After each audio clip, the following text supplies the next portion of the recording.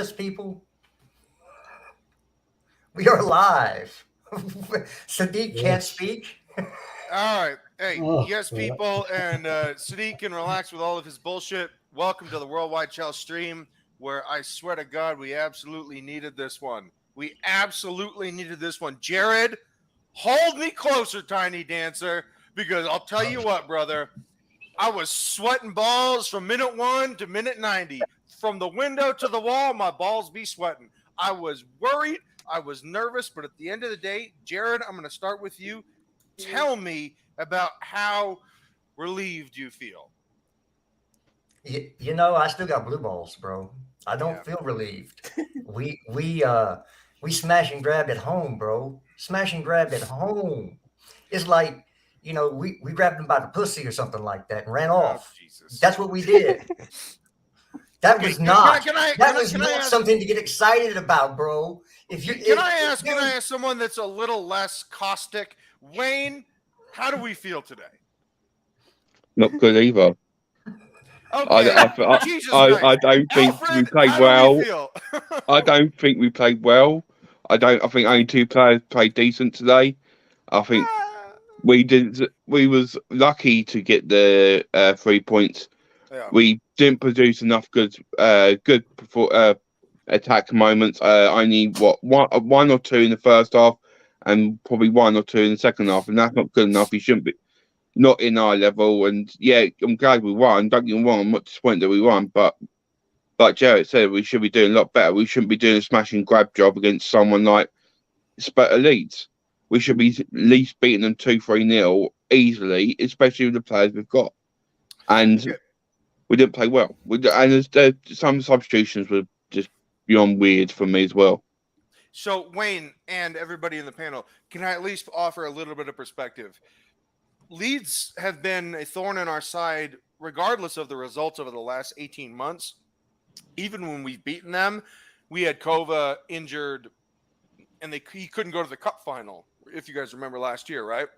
Like, regardless of what happened in results, Leeds have always been a problem for us. And it's more of an emotional thing than a style thing or a quality thing or a form thing. It's always been more psychological. And for me, this wasn't about how we played, even though Wesley Fofana is a fabulous player and he was fabulous today.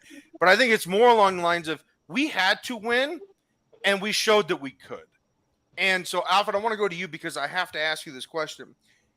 Did you care enough about this game in terms of how we played in order to spoil the fact that we won? No, because for me, realistically, anything valuable in the Premier League is quite possibly out of reach. I just wanted to see a bit of progression. Now, granted that we didn't play fantastically, I don't give a shit. I just wanted a fucking win, right? Furthermore, I just wanted to see a goal finally, as well. I got both. So for me, especially in a game where we are going to play in the Champions League in a few days, we needed this. For me, it's a step in the right direction, and Hey, hopefully we can carry it into midweek. Alfred, can I ask this question? Because I felt as though Wesley Fofana was searching for it. It's like a writer searching for a really great, line or a great paragraph, or a songwriter searching for a great verse. Wesley Fofana, I felt as though, was really searching for that goal, that set piece, whether it was a free kick or a corner kick. He was really searching for that because you could see him getting the reps and constantly raiding the box with his unbelievable athleticism and height. I just felt like he was really searching for that goal. He went too high, he went too low, and then the porridge, as the Bears say, was just right. Yeah, I can't imagine how good he must feel. Such a special moment for him because he's had some horrendously shit luck this season, Yeah. and for him to have had this moment, especially at a time when it means so much because we really needed this. Yeah, fantastic, and I'm very very happy for you. Sindra, talk to me about the formation as well as how do you feel right now? Like some of the other people on the panel, like of course, the performance wasn't the best. Like I see people that come saying not a step in the right direction and a dead performance and stuff. But like, yes, we didn't play the best, but we still got the result we wanted and needed.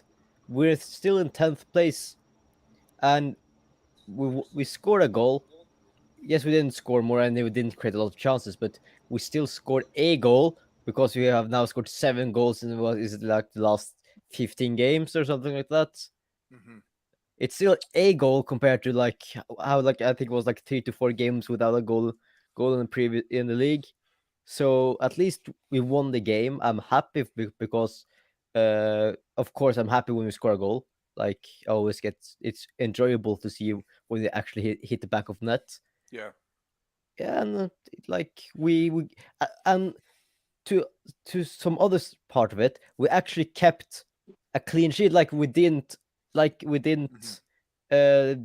lose focus, and then the other team scored 3 to 4 minutes later. We actually kept it from the minute we scored until the game was over. We held on. And yes, I agree with what Win said. The substitutions for me also didn't make a lot of sense. Like Mm. when Yeah. they were searching for it, this in my opinion, this would have been the perfect moment to put them Mudryk on. Like they were pushing a lot of players forward. We had a lot of space in behind. Quickest player in the league this season. Why not utilize that by playing him as a counteracting player? Because then they would have needed to at least think about how many players would have pushed forward. Because then, like if Mudryk and Madueke came on when like we took out was it both João Felix and Sterling? Yeah. Then why didn't we at least put on like or later on put on either Madueke? We put on Madueke, but why didn't we put on Mudryk as well? Because those two could have played as two counter-attacking players. Because then Leeds needed to think about how many players were they going to push forward. Because if we ended on a counter-attack with those two players, I don't think any Leeds players would have caught them. I agree with you. So, Jared, you and I both are a little older, and we know that sometimes in order to get back on track, a win's a win regardless of form. Now, you're talking about higher standards, and Jared, I get it, and no one here is saying we played great. But at the same time, you do need to kickstart in some form or fashion, and it just feels like this one was at least a step in the right direction because we fucking won a game, Jared. Talk to me, baby.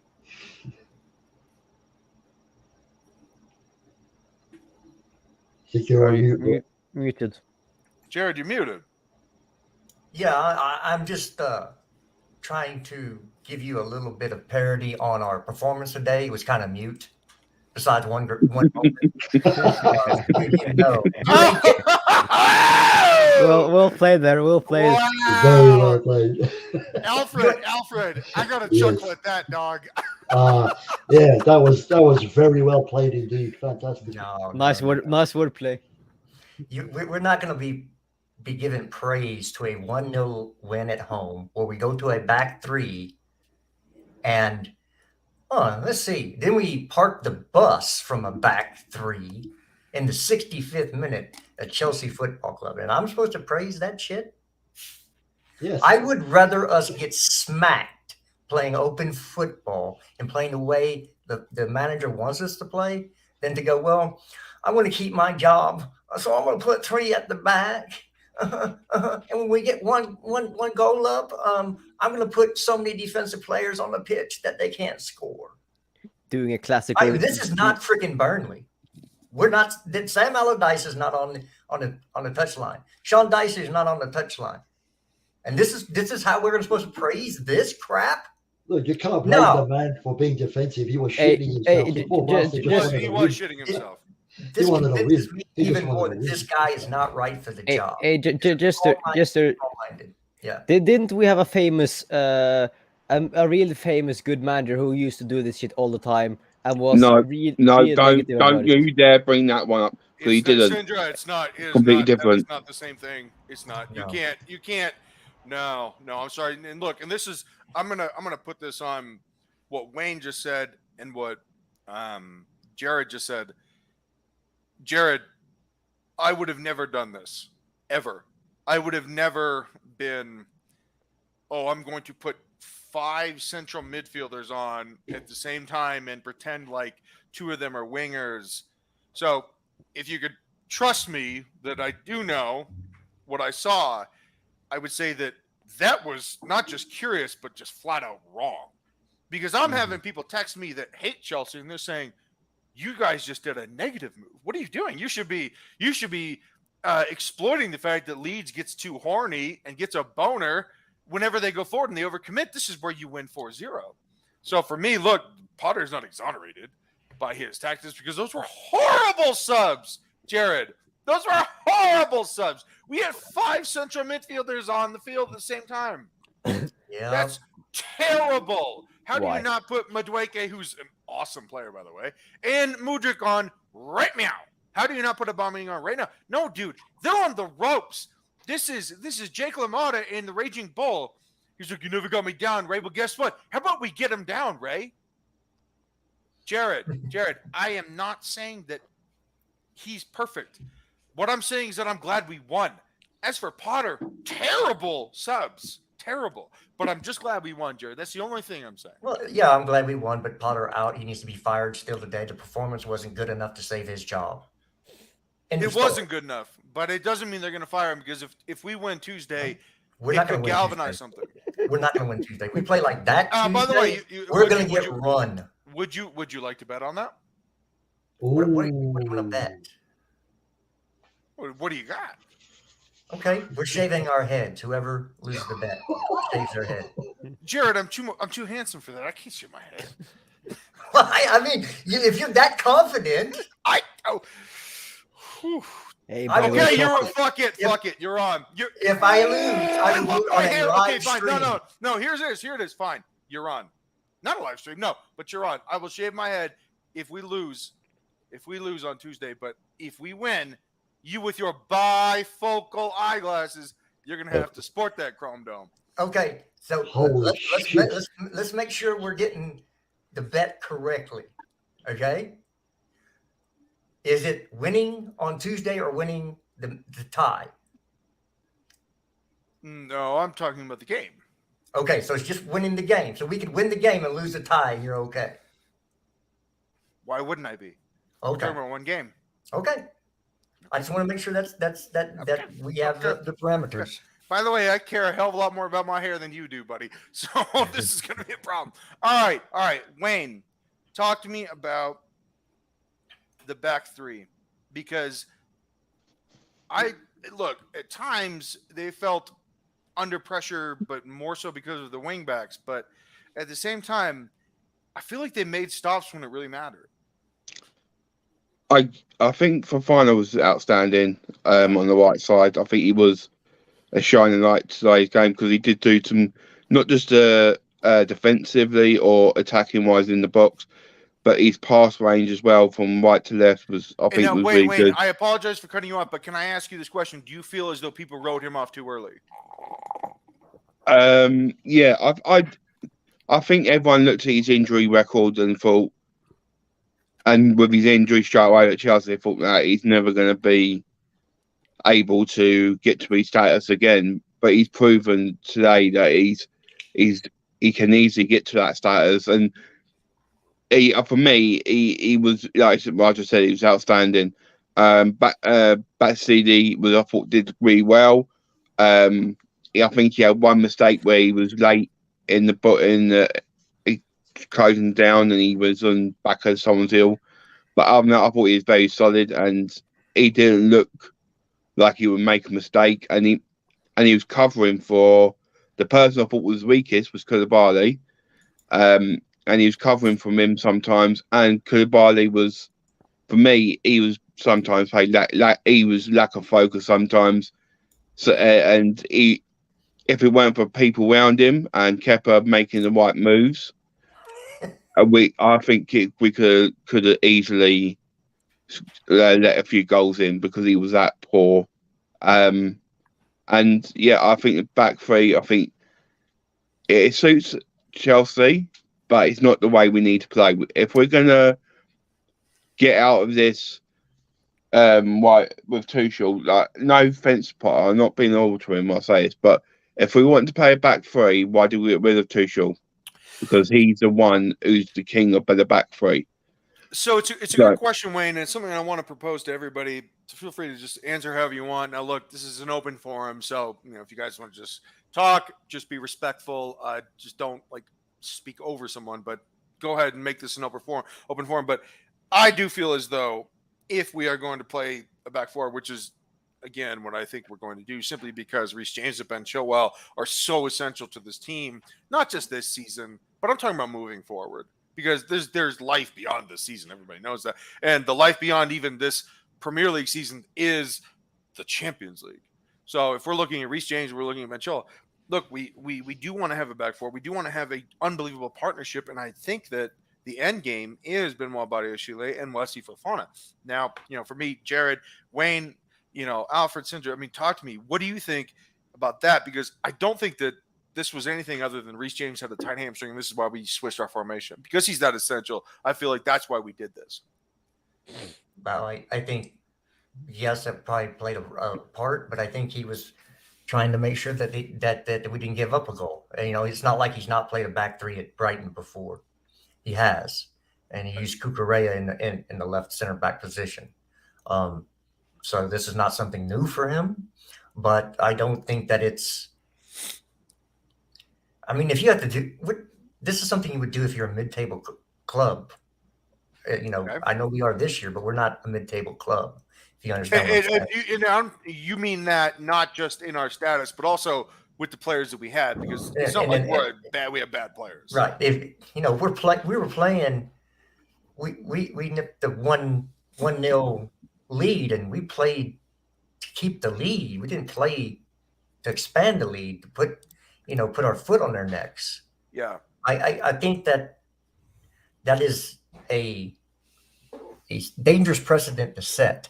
That you go 1-0 up and we're going to sit back, because look, when we sat back, we invited pressure, and all it takes is one person's mistake, and then you're at 1-1, and your heads drop, and then you give up a goal in the last minute, and you lose 2-1. This is not Jared. Isn't that just like, it's not even that you're playing defensive, is that you're letting the opposition know that you're not even trying to attack. Yeah, exactly. It's not something you want to put out there as, we're gonna play a back three because we don't have any other ideas. I need to save my butt. And it's such. Go ahead, Sindra. Isn't that such an avoidable thing? Yeah, I also want to continue with what you said, and especially not with the substitution as well. I understand. I would have understood if we put on, say, Zakaria and then maybe a Madueke or Mudryk, because we get probably some kind of Mikel kind of substitution where we need a defensive-minded midfielder who can just sit there and soak up the pressure and be a menace in the midfield, and a Mudryk or Madueke who then are extremely fast and then can play on the counter-attack.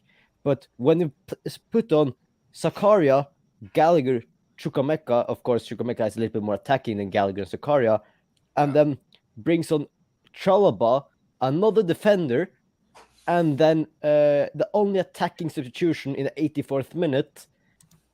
Granted, we had 4 minutes extra time, so he played 10 minutes of the game, but still, where is that? Like you were saying earlier, when you're talking to your mates, and then that this is how we could have won the game, is when Leeds were pushing on and sending a lot of players forward. I know Potter is, of course, scared to lose a job. He said himself in the press conference, he is under pressure. Why don't you at least put on 2 attacking players, where to take off 2 attacking players, and you still have 3 other substitutions which can go to holding the lead? It just baffles me. Sindra, can I ask this to our fearless leader, Sadiq? Sadiq, you and I both know, by the way, you look extremely handsome in the hat and the sweatshirt And it's just the beard and the fact that Sadiq is a very handsome guy as well. I'm sure he gets the ladies. Sadiq, I gotta ask you this question, man. I know that Potter's in fear of losing his job, and we get all that. But at the same time, you cannot be so negative and so aggressive in your tactics as to put on 5 central midfielders, Sadiq. Like, this is where Leeds are so vulnerable and always so vulnerable when they overcommit, right? And you have this team full of Madueke, Mudryk, who are sitting on the bench just champing at the bit to get on the field. And I just feel like this is not an exoneration of Potter, Sadiq. I just feel like this is more along the lines of we had to win, but he went uber conservative in a way that I don't think that he had to, because he invited the pressure. And instead, we should have just trusted the fact that we have better players than them. And we should have just kept attacking. Because anytime that I was coaching Sadiq, I would say, oh, we're up 1-0 against a good team. Okay, guess what we're going to do? We're going to attack them more because they're going to overcommit. And we're just going to steal the ball and kill them for it. And Potter was just terrified. And that, to me, is just not good enough. So, Sadiq, talk to me, baby. Yeah, first of all, I want to apologize. Obviously, I've got a few laptop issues. Everyone that's tuned in, like the video as always, subscribe. But you're still handsome. Check out the merch store as well. I totally agree. Very, very defensive, but there's two sides to it. One, you said we need to get the win in, we need to get some confidence in, and sometimes, we've got Dortmund on in a few days. He might be resting some of these players. I have to look at the whole picture. He was probably desperate for this win and wanted to close off the game, unfortunately. Yes, it's not amazing to watch. I agree with Jesters. I understand, but we have to start somewhere, unfortunately. If you want to back this project, unless you're fully out, we need to start with lucky wins like this, basically. We need some momentum. So, yeah. Hey, you better hope that this kicks us in gear, because your partner over there is going to have to shave his head if he doesn't. I mean, he can shave his head. He can pay KJ. He can do a lot of things. I want pictures too. I'm not going to take this. Well, yeah, I shaved my head. You'll get pictures. No, I want pictures. You'll Goldilocks over there. You'll get pictures of my beautiful fucking head, baby. Let's go. So and not the little one either. So it was just to. It's average. So it was just who wins the game against Dortmund, wasn't it? Yeah. It's just who wins the game. It's not about aggregate. We're yeah, but if we win the game, either go to extra time where we win the game, or it goes to or we win the game. We'll cross that bridge when we get there. So. Yeah. Well, let's have this right. Yeah.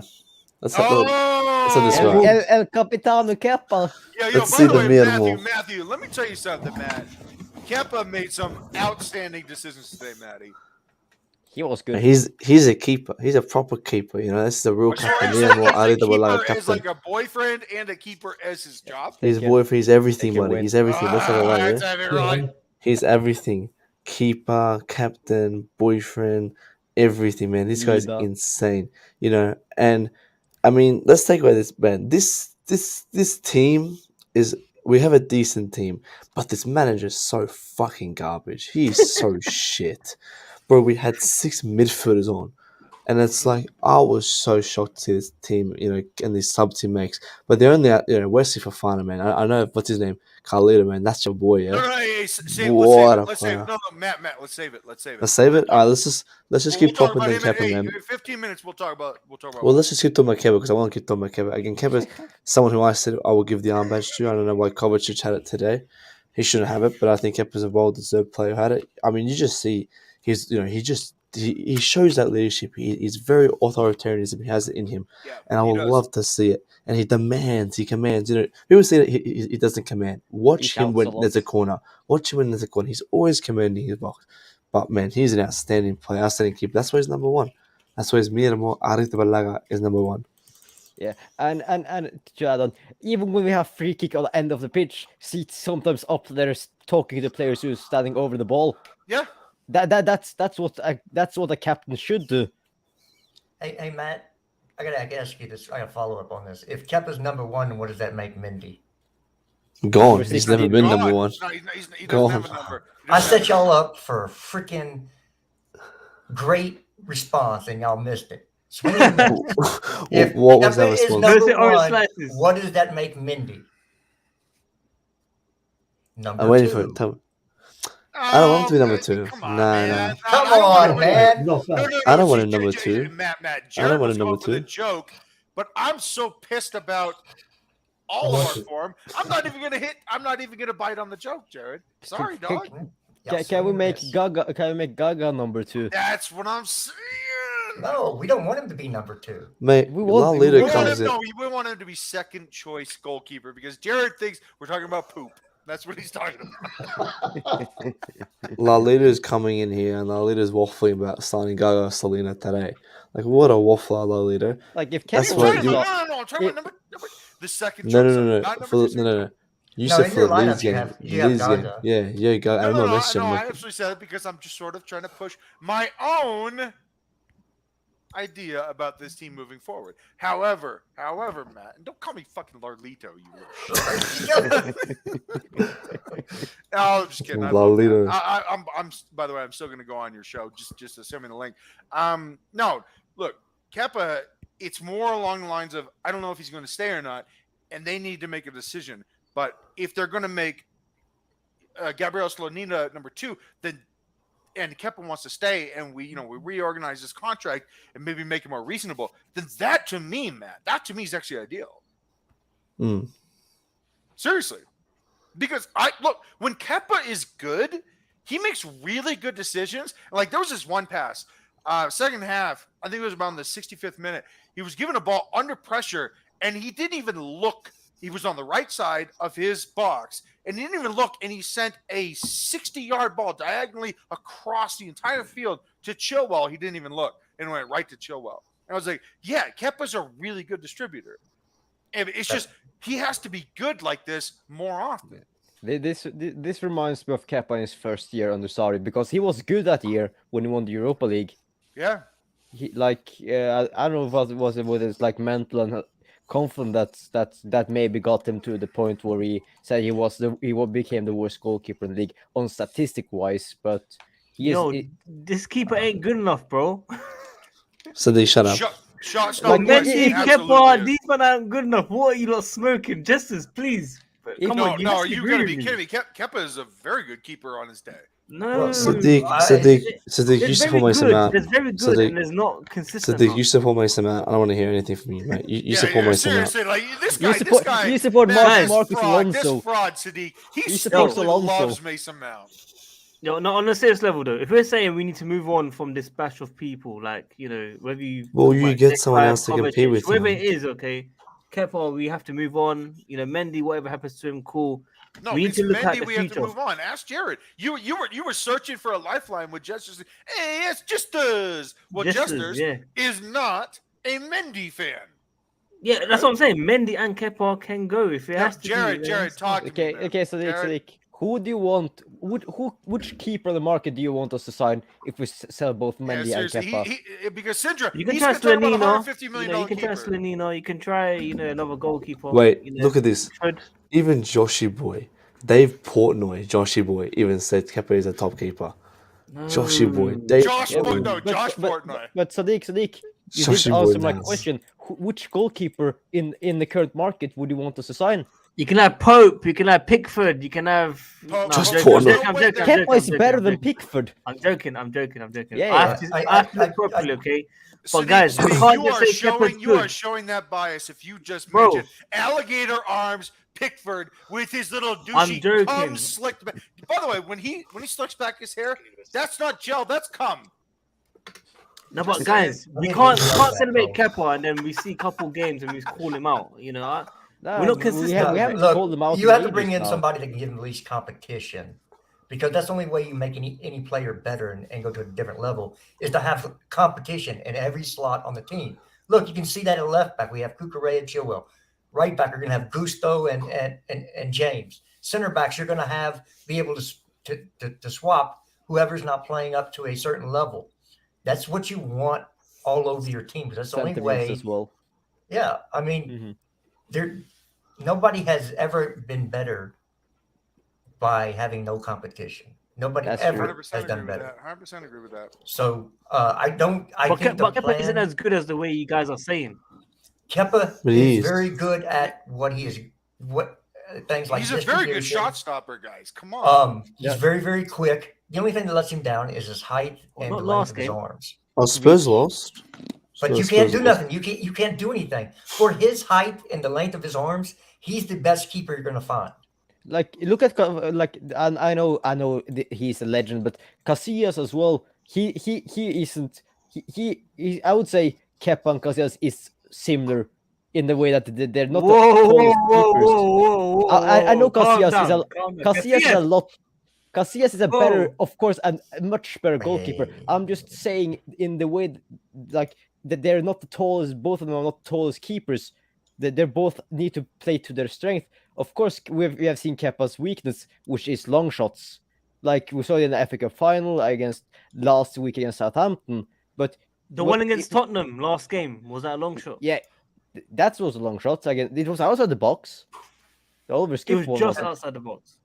It's still a long shot. It's still a long shot. Of course, he's unlucky because he gets a full hand to it. But I think it was the way the ball moved. It was a little hard for Kepa to save it.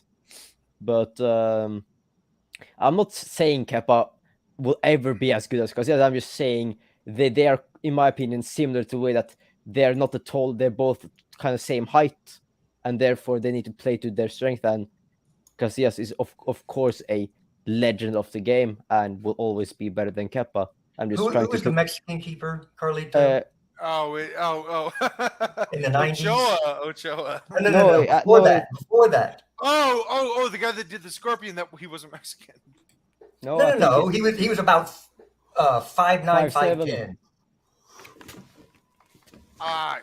It was the 80s, Jared, 90s. you got me there, man. I can't. If you're gonna make a comparison with a short keeper, don't do Casillas. That's not. No, I mean, my short keeper comparison would be Nick Rimando with RSL, but yeah. All right, so Josh, I asked him to Josh was driving, yeah. He's driving. So here's the deal. So damn, more this important is the stuff player to I want do. to talk about. No, well, Matt, give me a second because I want to set the roadmap for everybody else to travel on. All right, if I may. You get it, yeah.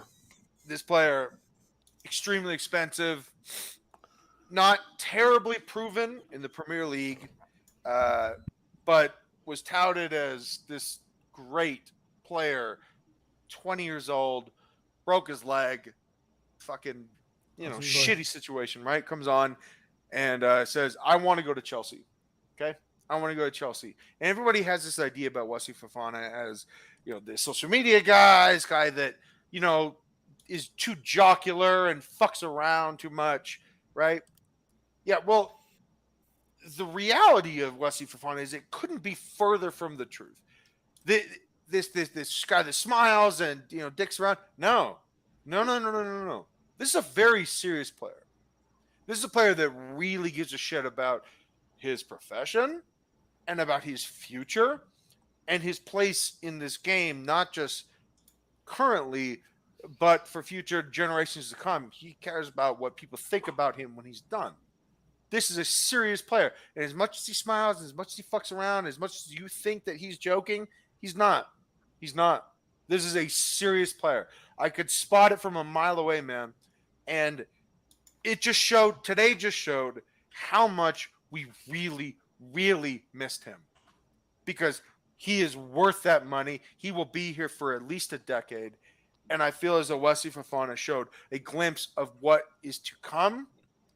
And it also just showed that, my God, when we were having that bad stretch, if we had him, it would have been a different stretch. It would have been a different narrative or story, because a narrative is a story. It would have been a different story now if he had been playing, because he is actually that good and he is actually that serious. So I'm going to open up this forum. I mean, Jared, talk to me about Wesley Fofana, because for all the fuck around that he does, he's actually not a joker at all. He's serious on the pitch. Yeah. He enjoys the game, but he's fucking serious. Well, from his first header that went over the bar from the set piece in the first half, I had to put out a tweet that said he believes he can fly. And for those who don't understand that, the man has hops and can hang like Jordan. I was like, because he was hanging in the air. and that's why the ball went over. And then the second Yeah. time, he was still above everybody else, hanging in the air. He's just got to get that tongue out, you know. He's got to get that Jordan tongue out. But for me, he is dynamic. He's athletic. He is got the speed of a winger. He's got the hops of a basketball player.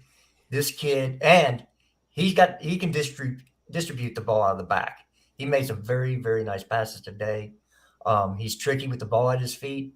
So that's why I always wanted him to play right back instead of Chalaba, because he's better with the ball at his feet and he can actually give you something. He did play a ball up to Ruben and then run through, and nobody marked him or followed him. And I'm like, okay, does nobody have the football IQ as, okay, Ruben, you just saw this guy make this run and nobody went with him. They both stayed with you. So encourage him to make the run again, and this time give him the ball. And then you've got something going on, but that never happened. No, for me, you understand, I'm with you on Fofana. I think he's an excellent player. He's one of my favorites in the squad, along with Chukwuemeka. As much as I am xenophobic because I say don't buy English midfielders or get rid of English midfielders. Yeah, get rid of that shit nonsense. Jared is not phobic towards anybody. Yeah, it's just because them collectively are not good. The two exceptions would be Chukwuemeka and Bellingham. Other than that, you shouldn't have an English midfielder on your team. And as far as English coaches, well, you saw Southgate, and now you got Graham Potter. Yeah, but Jared, let me ask you this one question. I think more. I want to ask you more along the lines of Fofana's attitude. Like he's such a motherfucker. Like everyone thinks he's smiling and he's digging around. No, man, he goes hard. Like you can tell he gave a shit, Jared. Yeah, well, you know, he wants to succeed with Chelsea. You can see that. He wants to succeed, but he wants to succeed with his team. And I'll tell you another one. Chilwell, I loved it at the end when Tyler Adams pushed him and he pushed him back. Like, hell yes, play hard. You know, let the ref decide. I love that, dude. I love people who get in people's face. And we missed that with Rudiger. That's the one thing we missed with Rudiger is, you know, when things were on the line, he would shit house and get in somebody's face. Yeah, we missed that. He would run the entire pitch to push someone because they're messing with one of his teammates. Yeah, but Mason Mount did that last game. Mason Mount is shit. And then he did the TikTok. He did the same thing. Then he did the TikTok. He did the TikTok. Yeah, the TikTok. I canceled that shit out. Hey, I told you about that today. Hey, Shernoff, set all us sinners straight, man. How do you feel today? Well, first and foremost, I'm relieved that we won. Yes. And second, I hate the fact that I'm relieved that we won. You're totally right, by the way. I knew he'd bring the noise. I hate the fact that I'm relieved and don't feel like shit that we won. But I have to tell something about Kepa. The last header, the goalie came for Kepa and Kepa went. That's all I got to say for Kepa. Hey, Shernoff, talk to me about Benoit Badiashile and Fofana, because there were some cheeky things that Badiashile did today that I loved. You know, there were like bouncing balls that when your foot meets the ball on the ground, you can either curb it and make it completely on the ground, or it can bounce, and it's a very deft skill. But more often than not, Badiashile just again showed his skill. I'm very impressed with some of the stuff that we have with our center backs. I know Wayne said that Koulibaly made some mistakes, but I also think Koulibaly made some really good decisions. I like the center backs that we do have. I really do. And even Trevor Chalobah today, not bad. Talk to me, Shernoff. First thing, I don't know after how many games we got a goal from a header that was from a set piece. I want to highlight that. From a corner. So Wesley, from a corner. We got a goal from a corner after God knows how many games, like at least I would say 11, 12 games, or maybe more than that. We got one against Dortmund as well, but it was ruled out for handball. Unfucking believable. I'm just counting the ones which count. Alfred, I'm counting the ones which count, not the ones which are offside or etc. etc. The ones which count. Fair enough. We are missing the likes of Kurt Zuma, Rudiger, John Terry, all these Cahill. defenders who come and they, head the goal when there is a corner. We always see with an excitement that there's going to be a goal somewhere. But with this team, I was like, it's just going to be a corner. But thank you, Fofana, for that goal. And Badashvili, wow. He's What really he's good. doing Is the he, is he not really good? He's really good. He's playing. He reminds me of this game of Chelsea versus Arsenal, where Drogba had three players trying to mark him, and he used to bounce the ball, playing with them, like, try to get the ball out of me, kind of thing. That was the kind of the attitude the kid had. And Koulibaly, for all the players who were coming off from the bench and trying to get into the game, he did really good. He did have his own share of mistakes, but he did sniff out some of the threats. He did try to put all those threats in the bay, and that counts. When you have someone like Thiago Silva, who has been the leader, filling his shoes is really difficult, and I would like to say that Koulibaly did a very good job on it. Yeah. So I want to talk to you, Sadiq, about this particular player, Ruben Loftus-Cheek, playing wing back again, right? And the thing about it is that don't tell me that he can't play wing back, because in one of the most important games in the last 5 years for Chelsea was the game against Real Madrid at the Santiago Bernabeu, right? And you had Reece James and you had Ruben Loftus-Cheek at right wing back, Reece James right behind him. And it was one of the finest performances we've had in a very, very long time. We were unjustly given a aggregate loss, right? That Alonso goal was a goal, right? Let's call it what it is. But Alonso, yeah? Yeah, but hold on. But what I'm saying is that Ruben Loftus-Cheek has proven against the best of the best, not Leeds, because Leeds is fucking poop. But the best of the best against Real Madrid, that he can play right wing back. And today, again, he just proved. Hold on, Matt. Let me speak. Again today, and I disagree with Matt, that he can play right wing back. I feel as though he is a keepable player long term, as long as he's willing to be thrown around whenever we need him. I'm sorry, Carlito. Really Carlito, what is he, a ragdoll? We're just going to throw him wherever he is. Like, we need someone who steps in his position. Let Sadiq speak first. It's just a waffle. He's done good when needed. He's definitely a good squad depth player. When we need someone to come in, he's a player that can come in. Now, obviously, he's not the same player than he was before the injury, unfortunately, but he still does a decent job, better than majority of players in the squad. So yeah, I totally understand where you're coming from. He has turned up in big games, but it's not the way forward, Carlito. So no, I just feel as though it's more along the lines of if he's willing to take a tertiary role. Oh, you're using big words again. People don't even know what big words. Syndrome. Okay, so a role that means not Yes. not a big player on the team moving forward. Yeah. If he's willing a minor to, role. We could say just minor role. Orange slices on the pitch. If you said a minor role, then people think I'm a writer. I'm never going to just say minor. If he's going to take a tertiary squad role role on this team, then that could be. Yeah, by the way, my best friend Paul invented that hat that Sadiq is currently wearing. He invented hats? That's no, he invented that hat. Oh, that hat.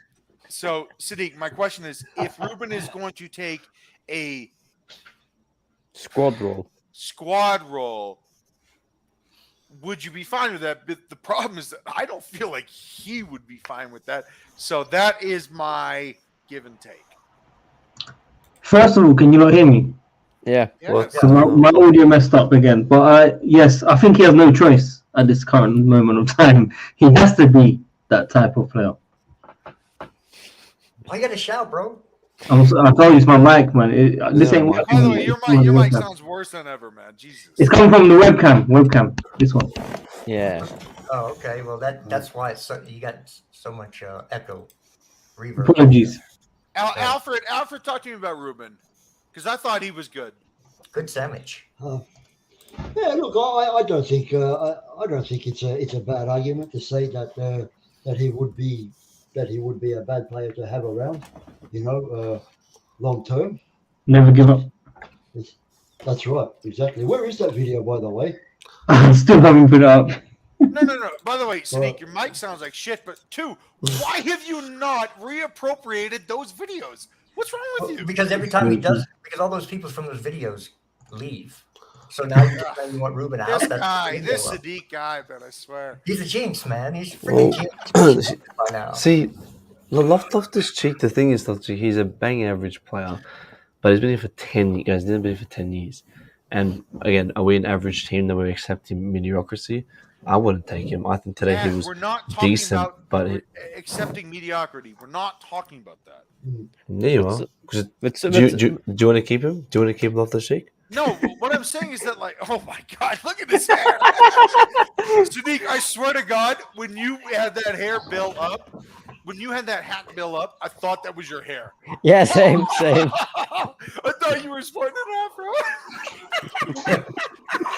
By the way, Milene is cooking me on the timeline, guys. Oh, I know, man. She's cooking me too, man. Like a nice, juicy steak. Yeah. Hey, regarding the Ruben Loftus-Cheek, Go Sadiq knows that I'm an ardent supporter of Ruben Loftus-Cheek in every lineup. So one thing to Matt is that we can't have all the 24 players as like top elite quality. We do need one or two, squad players who are very good at certain aspects, like they cover for the team and they run for the team. And I felt today Ruben Loftus-Cheek was a squad player. We could have him. If you ask me if he's worth the 200K package, no. But if he's willing to negotiate and if he's doing the take one for the team, why not have him? That's my point. Guys, do Yeah, you that's remember what I he did this last year as well under Tuchel, where he'll play 2 or 3 good games and then he'll go for like 10, 15 games. Like he always does this. Where he That's has how these I see one-off games. Kepa as well. Kepa, Loftus-Cheek, all of them.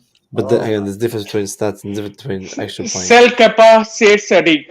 I'm going to start that hashtag. No, I'm not selling Kepa. Hey, I I'm mean, not selling Kepa. I'm not. I do need to coin a nickname for a pairing. I'm going to call Fofana and Badiashile the French connection. So that's one of those. Oh, say it again. Every right. Say it again. Hey, new Say shirt, it new shirt needed. New shirt. New short. We're gonna have I'm doing it now. Fofana and Badiashile the I French connection. cannot believe it. That Hey, new shirt, new Jared? shirt. Colita, new shirt. Jared, I'm gonna give you 2% of the proceeds. Oh my God, that is brilliant. Yeah. So, Jared, talk to me more about this because I completely agree. This is it. If we're going to go back forward, which we have to because Chilwell and Reese are too good, this is it. Oh yeah. Tell me, Jared. This is the future pairing of Chelsea Football Club. I know everybody wants Caldwell, but Badiashile is 10 times. 6'4" and is an aerial monster. Hey, is Gusto also from French? Yeah, Gusto Gusto is is too. also French. He is And from- you got Oh, Conte. shit. Even more. I mean, this is just all interconnected, Can, right? can we just sign a Nkunku. French goalkeeper as well, so we have a French-speaking backline? French left I, back. I wanted to sign Areola, but we never did. Why not sign Alban Lafont? He's young as well. He's like 22 That's as well. what I just said. You said Areola. Alphonse Areola. Yeah, I said Alban Lafont, who plays for Nantes in Ligue 1. Oh, he's a nonce. He's still one of the best young up and coming goalkeepers. Oh, okay. Oh, plays for Nantes. I thought you said yeah, he plays plays like a for Nantes. Nantes. I was like, Yeah. Then we need to get Kepa out and bring Mendy in. He no, speaks French Mendy's as well. crap. He is garbage. I've been saying this for years. Way overrated as a keeper. Mendy had one good season. Yeah, that's He, it. He still sucks in distribution, honestly. I don't know why people. like He's a good keeper. The only thing he has as a positive is his height and reach. That's the only good thing he has. Here's the thing, Oliver Kahn is short. People might disagree with me, but Oliver Kahn is short for a keeper, but he's one of the top goalkeepers in the game. He was, rather. Now he's retired. But here's my point.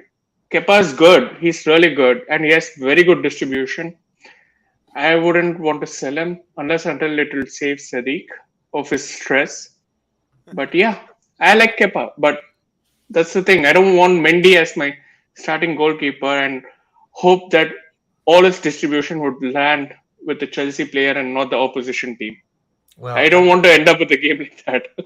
I would rather have Kepa in goal than Mendy. Every day. Yeah, even twice 100%. on Sundays. 100%. Me too. And by the way, I did Google the Mexican keeper's name was Jorge Campos. Yeah, I wrote it in the chat as well. Yeah, Jorge Hey, Campos. let's give Sadiq a second. Guys, commercial break, unfortunately. New merch out now. Check it out. New hat, of course. New jumper.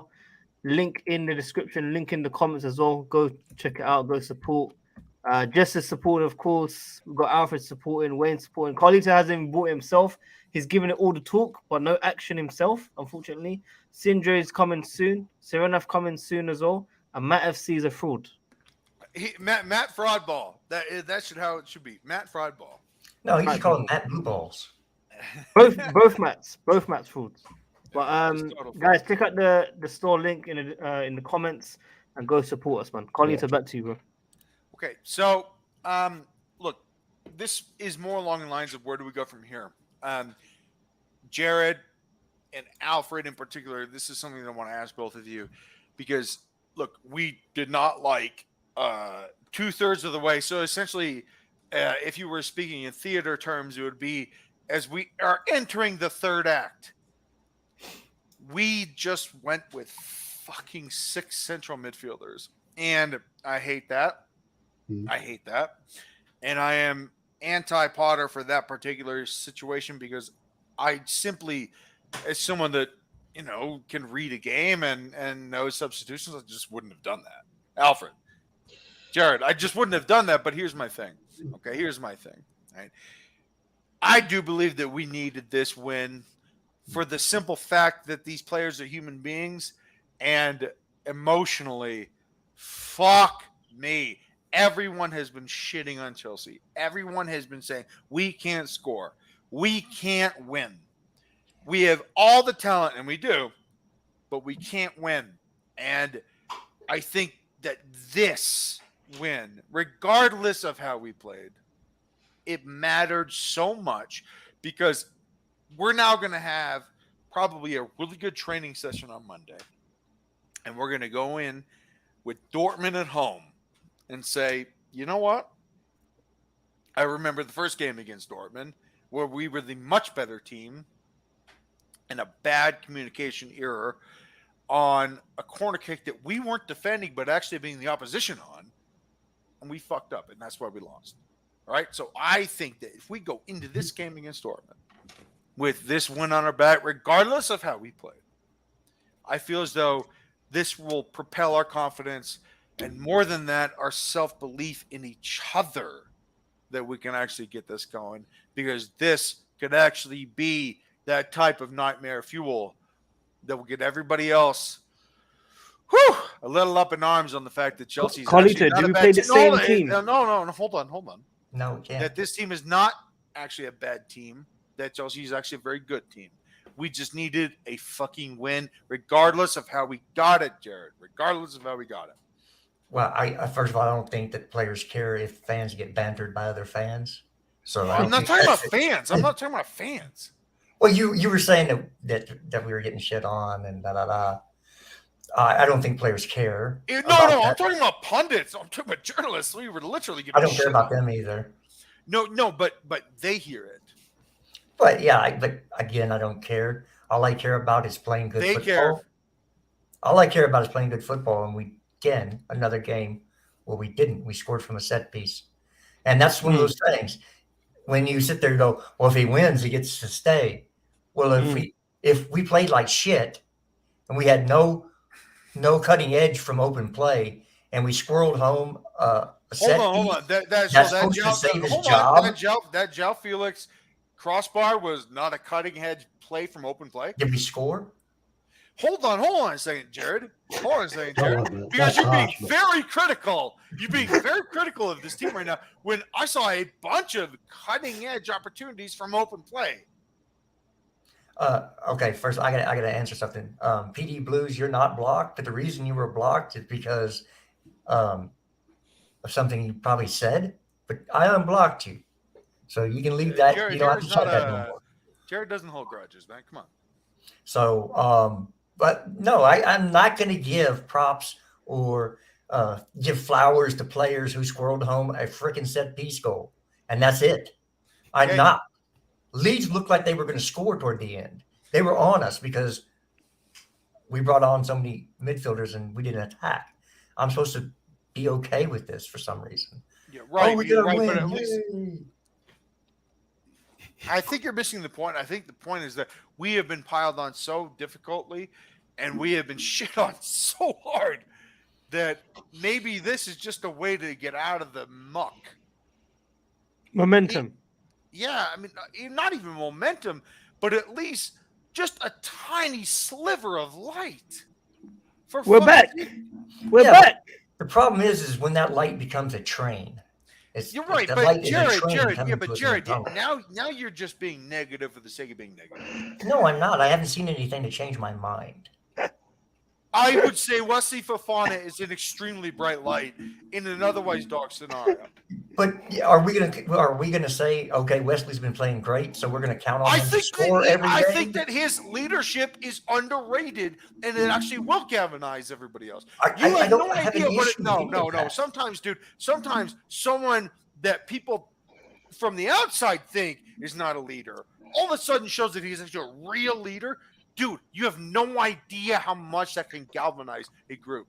It fucking matters. When he shows up the way that he did after not even just playing a lot for Chelsea, but not playing a lot for Leicester, but comes up today and is the best player on the field and absolutely fucks anyone that tries him and then scores a goal that he's been searching for forever. I'm telling you right now, this is the type of thing that makes a legend. I'm sorry, there's some extra activities going on. Well, I guess that whatever I said just doesn't fucking matter. No, it does. So- But I'm getting something else in my earphones. It's like, what's going on in the background? Somebody's got something going on. You Maybe must have Serrano for syndrome. Oh yeah, it's me and not you. So one thing I wanted to add is I like the way Chilwell was standing up. Like he was like shoving and he was like. Mason Mount did that.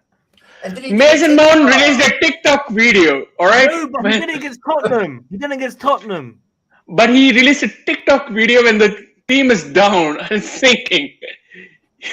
It was a bad TikTok video.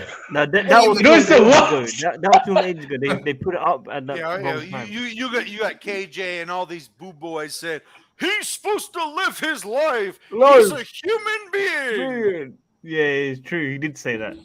I mean, Sadiq, it's really has nothing to do with it. We all know they're human beings. We're human beings too. This is sports, man. This is not politics. This is not foreign policy. We all know that these guys are human beings. It doesn't have to be reinforced. Like, that's ridiculous. No, what Mason Mount did was not read the room, bro. That's it. Mason Mount said, I am going to put the stupidest TikTok video with an average redhead, and I'm just going to be flippant while we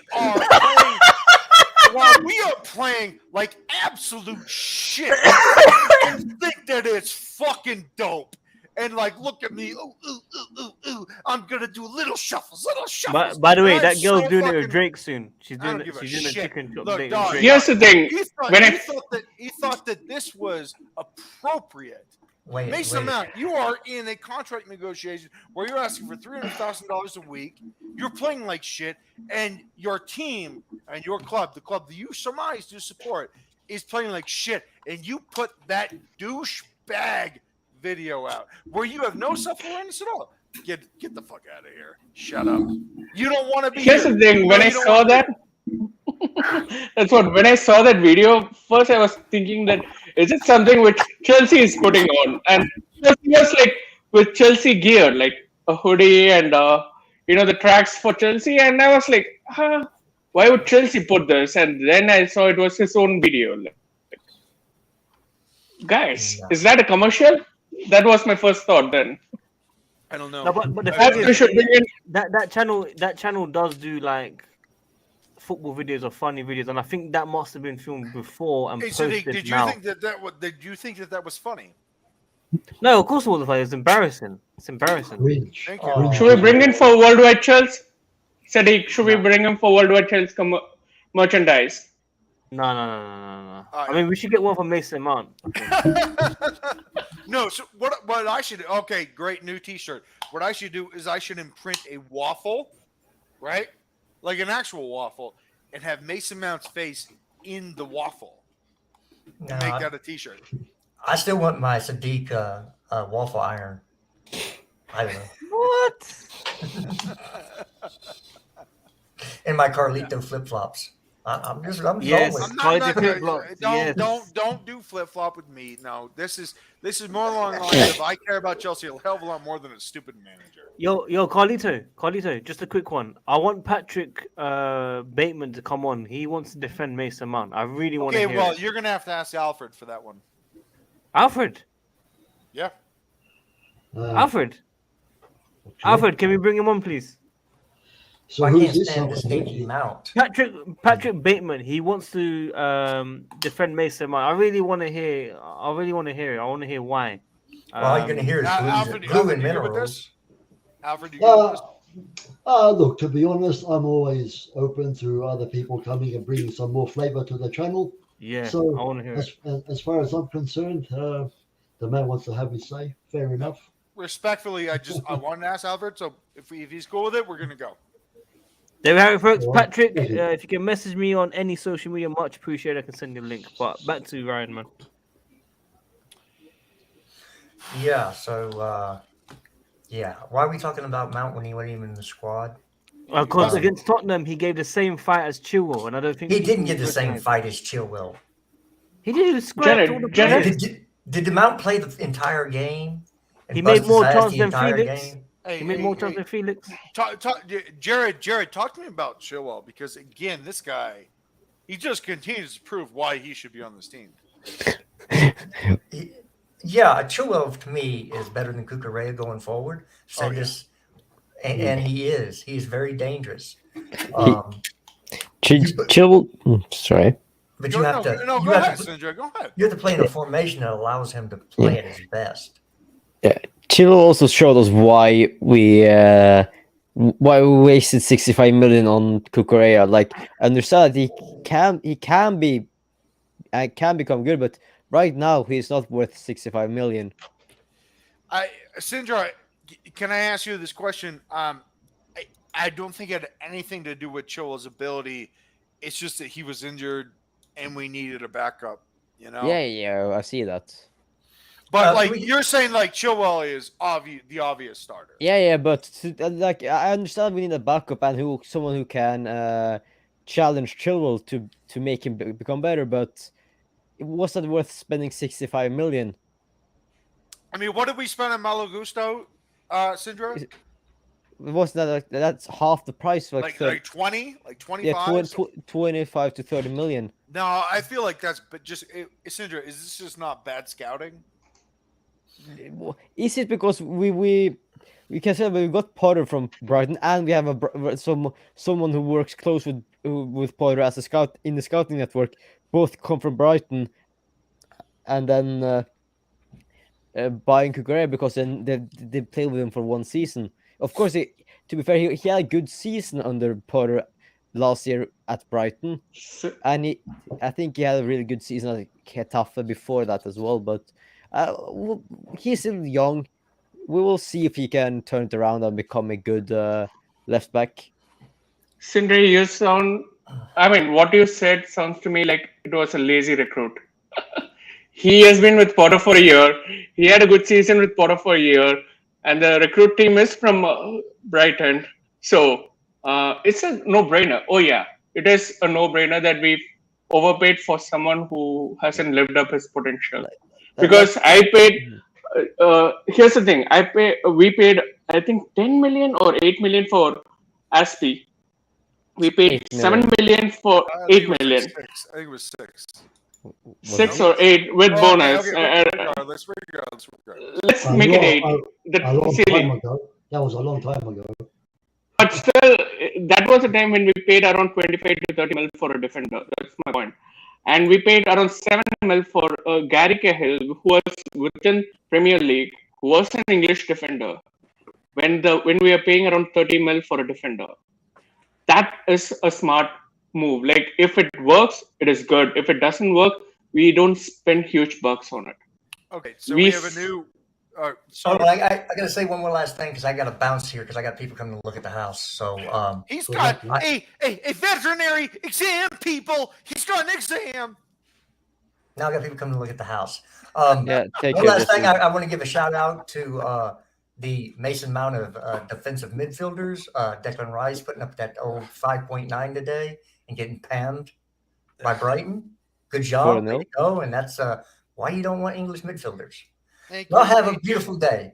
But Take care, Jared, before you go, please tell me why Wesley Fofana was worth the money. Because he is probably the best young center back besides Joseph Guardiola in the entire world. Yeah. All right. Like in my opinion, the only reason why people are saying Fofana isn't worth that much is because of the injury record. Of course, he's been really unfortunate now, but he had a leg break. You can't really do anything about a leg break if you first break your Sindra, leg. it's not even a fair criticism because that shit fucking happens. All right, so we have Patrick Bateman on. Hello, what's up, hello. Can you hear me? Of course. First of all, up the Chels. Yeah, pick up everyone in here, either liking that. But I want to hear what's your agenda against Mount? It's not an agenda. Well, okay, so if you want, No, me to I'm explain- sorry, but you're coming at him for making TikTok, right? He's injured. You don't know when it was made, and you lot always seem to come at him. Why? It's not an agenda because an agenda is a to-do list. If you're talking about a vendetta, then we would be talking about the appropriate word. Okay, an okay. agenda. No. No. I am going to pull semantics on this. No, I'm going to pull semantics on this because agenda is just simply not the right word. If you're talking about a vendetta, I don't have a vendetta against Mount. I just feel like he has zero self-awareness. Yeah, Mount shit. Yeah. By the way, how long have you been supporting Chelsea for? Doesn't matter, buddy. Doesn't matter. Hang on. Since 2003. Buddy. Look at Mount. So since Roman's come in, yeah? No. I'm before 34 Roman. years old, and I've been playing for a very long time. I also coached for 12 years and played and also had a professional contract. So don't tell me that I don't fucking know because I absolutely do. That is one thing. All right. Probably tried to think that I was wrong about. No, you have no idea. Okay. Guys, keep it No, professional. Keep it professional. let Keep it Patrick- professional. no, let We Patrick- want a let- normal debate. We want a normal debate. We don't want to Yeah. argue. Yeah. Let Patrick So- speak. Let Patrick speak. So you're hating Mount, right? I'm not He's been hating Mount. arguably I one think of our that he's best players. insignificant. Bro, why are you cutting me off for? He's been Watch out. arguably one of our best players for the past 3 seasons, right? Yes, okay, he's had a dip No. for the past of year, but he has been so influential on the Chelsea side, and you a Chelsea supporter just shitting on him for what? Bro, So- give me logical facts and statistics on how he's going the So fucking pitch. how has he been the most influential He's player? on been Chelsea? our top goal scorer last season. Yeah, most- you're You know- talking about stats versus efficacy. Wait, I'm sorry, no, those are two different things. Khalid, I asked him. And that's correct. He was our top goal scorer. But you know where we were sitting on the table? We were sitting 10th highest goal scorer in the league. 10th highest. And he's 19 goals and assists were against Watford, Bournemouth, Norwich, all his bottom teams. He hasn't scored on top 6 teams in nearly 2 years. He's had 8,000 minutes with 8 open player assists. How are you talking to me about top goal scorer? All of them from corners, penalties. He's shocking. He's garbage. Don't forget all the misses in the Carabao Cup final where he was 1-on-1 with the keeper like 5 times. Lost us the final. Efficacy, bro. No one looks up to him in the squad. Everyone looks down on him, bro. If you want to look up to him, look up to him on his TikTok dances when he's twerking to It's Ice actually an Spice. incredible He's garbage. self-awareness that requires you to say that if you want to have Reece James money, you better be as good as Reece James, and he has none of that pedigree because no one on this team of a bunch of very good players look at him and say he deserves as much money as Reece James. I'm sorry, Patrick Bateman, and I know what your by the way, I know what your moniker is. I know the movie. I love the movie. Right. It's great. Yeah. But go on. So who in the Chelsea side for the past 2-3 seasons have outscored him and out-assisted him? Since he's So so what bad, you're telling me is that goals and assists equate to being a good he's the player. best in the squad, bro. Right. So When it comes to goals and assists, Zidane scored he's a the hell of a best lot in the squad. less. So here's my counter. More Zidane goals than scored a hell of a lot Lukaku. less. Hold on. Yeah, but buddy, it's not just about goals and assists. It's about play style. It It's about has tactics. absolutely It's everything. nothing to Yeah. do with goals and assists because Zidane scored a hell of a lot less goals and assists and won Ballon d'Ors. Where's Zidane come from, bro? Tammy Abraham Because has you're 13 talking goals. So. about goals and assists and these stupid lazy metrics where people don't watch the game. They just look at the box score and say, this guy scored, this guy and this guy scored. Well, you and know that Tammy makes them a Abraham good had player. 13 goals. Tammy Abraham had 13 goals too when we sold him. Yeah, Tammy Okay, Abraham got like don't 30 forget- plus goals. Yeah, and he's shit. Yeah, and so he's shit. Zidane, so guess And what? he's Guess what, dog? Zidane's goals and assists make him, by your metrics, a shit player. This is one of the best players in the history of this game. So explain to me that. How do your goals and assist metric make a good player? And one more thing I wanted to add, just one thing, Patrick. Let us just take Frank Lampard, who is from Chelsea. He had his rough patch. There are a couple of seasons where he couldn't score goals, he couldn't do the runs, he couldn't go from box to box, etc., etc. He kept his mouth shut, did the grit, and he did come out loud. He showed it in the field. He wasn't releasing a TikTok. He wasn't saying, okay, I'm going to be like this. That's what we are asking for in terms of ethics. You're confusing ethics with being the stats. So that's where we are lagging over here. And like Carlito said, we are not having an agenda or a vendetta against him. First and foremost, we're just speaking facts. So Patrick, if you're talking about goals, so you're saying in the first year on the Tuchel, Jorginho was a better player than Mason Mount because he scored 10 goals in the league. I know all was penalties, but it's still 10 goals in the league. He was our top goal scorer in the league that season. So, and we all slate Jorginho because he in my opinion, he's an average player. He had good games, he had bad games, but he was okay. So you're saying Jorginho was a great player for this club. By the way, Sidra, you know, I agree with what he said. influential I in the think Champions Jorginho's been a League great win. player. But you cannot disagree with me. Without Mount, last year we would not have finished there. So No, we could. And I Without can't lie. Mount, without And I Mount, we can't wouldn't lie. have It's disgusting the fact that you lot support This- Chelsea. Bro, Or you it's the say that. truth, Stop bro. saying It's the truth. words that are hyperbolic. Things like disgusting and It is disgrace. disgusting. No, disgusting and disgrace about Chelsea? Guys, those are the types of words that are used for teams like Bournemouth. We are And in Leeds, Bournemouth dude, form. I would appreciate if you did not disrespect the language and being so hyperbolic saying it's disgusting and it's ridiculous. Like, dude, get over yourself, man. No, look, Mason Mount, the problem with Mason Mount is that he's in a contract year. He is asking for a lot of money, and this is the worst. Hear me out. It was the length. It was the length of the contract. Here we go. Let me finish, and then I will, Patrick. I promise you, I will let you elaborate. The problem with Mason Mount is that he's having the worst year of his career. It's probably even like worse than any of his youth career years. He is asking for a lot of money, and he's asking for whatever amount of contract. That is not the point. The point is that he's getting benched, dog. And it's more than that. He's also getting unhinged. And he's also, I'm sure, having his agent link things to Liverpool. So, if he's asking for Reece James money when he's not a Reece James player, and he's trying to dictate the terms and the length of his contract when the new ownership has been very clear about this, they are going to dictate the length of the contract. Mason Mount comes in, he's playing bad, and all the links to Liverpool. I'm sorry. Patrick Bateman, that's not your real name. I would appreciate your real name. Look, Mason Mount has put himself in a very precarious situation, and it also doesn't help the fact that this is the worst spell of his career. He against Tottenham, all he did was bitch at the refs and bitch at Eric Dyer, and he's just been bad. He's just been bad.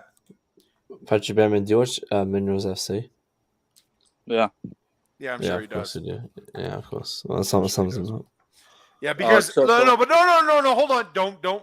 Don't dissuade that from saying what you want to say, but please be very clear about this, because Matt and I and everybody else that's listening, we have watched this player over the last 18 months, and he has gotten worse with the more amount of money that he is asking for and the status that he is asking for.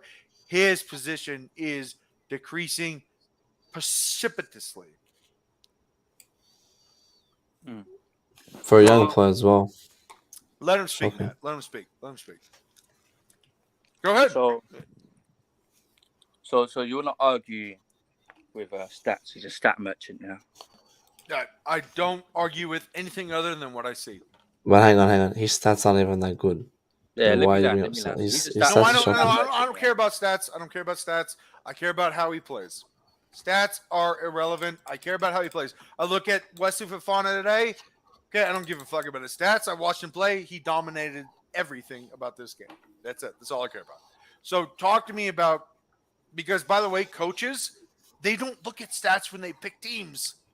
They just look at what they thought about last game, how the players are playing, and that's it. They go with gut feeling. They don't think about stats. Those stats don't dictate who they start. I promise you this, Patrick Bateman. I promise you this. So go ahead, talk to me, dog. You wanted to come on. So you want to talk about coaches, yeah? Frank Lampard started him, Thomas Tuchel started him, and Potter's now starting him. So Okay. you're telling me you, a couch veteran, that sits on his ass and watches football from his TV, because I doubt that you go to the bridge. Very much doubt it. Say that again. Said you, a couch veteran, knows more than Frank Lampard, Thomas Tuchel, and Graham Potter, and all these ex-players in the punditry. They all respect Mason Mount highly, but you, a couch veteran, a man who sits on his ass and watches TV, has the right to slander Mount, and you supposedly support Chelsea. That is bullshit. It is bullshit. So are you talking about me? Where does this hate Are come you from? talking about me? I'm talking about all of the people that slate Mount. Also, here's the- everyone. There's loads of them with that, Everyone. So here's the deal, because you're talking about particular pundits. There are other pundits that don't think No, Mason no, Mount is no. very good at all. Like you. No, I'm not a pundit. Like who? I'm just a guy. Like who? Exactly. You're just a guy, a couch veteran. And that shows the bias, couch man. Like veteran that. who just slates Mount for no reason. No good reason. No, I have Bro. plenty of It's not good even at reasons. his prime. Whoa! When you say no good reason, no, It's I'm formed six for the prioritizing the past club. year. Yes, Oh, hold on, he no. can Now hold this bench, is but my. Hey, slating him excuse what? you. Excuse you. This is my channel, not yours. I am prioritizing the club over the player. So when you say I have no excuse, I have plenty of excuses. So and they what's the all are excuse? attached What's to the excuse then? Chelsea What's the excuse? Wait, because the club is better off without him. so Patrick, That's Chelsea- so so stupid when he's so the we fans, so we fans So can't be Bro, stupid. we just critical. won today without him. So- We just won so- today He's without the him. Played most GNA. beautiful. So we fans Bro, can't he be does- critical about players when they're But when the they're club's performing better bad. without him. So Patrick, Yeah, it we, is. we fans as Chelsea fans, or any other fans can't be critical about our players, that the players we You can be support critical, but you can't when slander. when they're not performing. Mount hasn't been performing for the last 18 months. All right. Please tell me, what was our best performance this season? Salzburg when Mount was on the bench. Salzburg. Well, I would probably say Milan at Milan. Yeah. Nah, that was shocking. Bro, they had 10 men. What do you mean? The best Yeah. performances in terms of football was And Salzburg. Matt got man on the match win in 45 Yeah, minutes. when we had 10 men, yeah, when they had 10 men playing, yeah. Yeah, and who got the guy the red card? Who did he foul? So man got Oh the wow, foul. Mount foul, got a wow. player sent off. See, this is embarrassing. You pick point things. You talk about Gine, right? His Gine Yeah. is single digits Which is this crucial in that season. season. Which If season? we get the GNA, we probably wouldn't have finished top third. Oh yes, of GNA, course. We couldn't beat Christ, give me a break. Norwich and Watford and Bournemouth. It was the bottom six, buddy. It was the bottom six teams. He didn't score a top six club, but when he did, he lost us the 2 finals when he tried to. So he's a shocking player, mate. Your GNA 19 goals and assists are shocking. That should be stock standard. Hold on. We lost the 2 finals on penalties. Okay. Yeah, but he missed 3 tackles. But the funny thing. Hold on. What missed Matt? Matt? Hold on. No. Again, not your channel. You're a guest. What Matt has been giving the last 30 minutes, Matt has been given nothing but what he's done in terms of homework. He has been giving nothing but stats. Nothing but stats. And what you're doing is you're just saying, oh, but this, and that. No. Again, Matt is doing nothing but giving stats. Stats that you seem to be wanting to hide behind. The reality is this. Matt is right about this. He's right about this. Nah, the reality is you lot just got agendas, bruv. There's no agendas. We're not against Chelsea, dude. We're not against Chelsea. What the fuck are you talking about? But you're against. Hey, Patrick. Here's the thing. We're not going to get a single dime going against Mount or going against anything or anyone in particular. Let's face the fact. Carlito is not going to get $1 million, or I'm not going to get $1 million, or we're just voicing our opinions based on our observation. Sure enough, let me even cut you off because this is actually going to couple on your point. Last night, Alex, who owns Chelsea Fan TV, right? He had to make it public that fucking Robbie from AFTV doesn't own Chelsea Fan TV. All right? And then I talked to Alex, the owner of Chelsea Fan TV, after Alex, owner of Chelsea Fan TV, had to tweet that fucking Robbie does not own Chelsea Fan TV. And I talked to Alex for an hour. All right? There are no agendas here, dog. Alex owns Chelsea Fan TV. And what does this to do with anything? No, but here's the point. So I'm thinking. Here's the point. Is that there are no agendas here. There's no agendas at Chelsea Fan TV. There's no agendas at WorldWideChels. There are no agendas. We just want to win. We don't hate Mason Mount, you moron. We don't hate Mason Mount. We just want us to win. No. I don't hate him personally. That's all It's not personal. This is professional. It's not personal, bruv. You can't make TikToks. You can't make me. Yeah, why is he making TikToks when he should be performing? Yeah, because he's making the personal professional. He's injured. It's PR. Yeah, and that's what I'm saying. He's all PR. Dude, read the room. Don't put a ridiculous TikTok while your team is sucking. It's just like Lukaku's just like Lukaku's stupid interview last year. Yeah. Don't make a stupid interview when you aren't scoring. Bro, he said he wants to work on himself. He's going to improve on his social media, but then he puts on his social media him doing dances and shit. Oh my god, with this fucking redhead! Oh my, give me a Matt, give me a break, right? Of all women, it's embarrassing. Jesus, it's embarrassing. It's like everyone got mad at Lukaku for coming out and doing an interview, blah blah. You know, coming publicly. I know that's different. Matt, you know what I want to do? I want to film myself being so flippant and carefree where I don't care about how my club is at. I'm going to do like a little dance with a stupid little video, and I don't care that my club is under incredible scrutiny, more scrutiny than any other club in European football. But what I'm going to do is show that I don't care. That is such bullshit. It is such bullshit. So instead of supporting your player, you'd rather just take digs at him. It's just we are okay. Patrick. Here's the thing: we don't support a player; we support a club. That's the thing. We support the club, not the player. Let's get that straight. Our player is not bigger than the club. Players are not bigger. We sold Lampard. We released Lampard. We released Terry. We released Petr Cech to Arsenal, our direct rivals. Let's get that straight. We don't support players. We support the club. I fought tooth and nail in many channels for Mason Mount last season when people were saying that he's shit, because I saw that he was performing well, he was carrying for the club. But when there is a disrespect to the club, when Lukaku sent a video, an interview saying that this is not the club for him, that's when I literally shouted that we don't give a rat's ass for Lukaku. We don't want him in the club. Same goes for Mason Mount. Yes, sir. If you're here down grinding day in and day out, and if one of your players, one of your buddies whom you call as brother, releases a TikTok video, a funny video, whereas you're grinding your ass over here, that's disrespect, mate, to the club, not to you, but to the club. And I made my point over here. Thank you, Srinath. That was very eloquent. Thank you.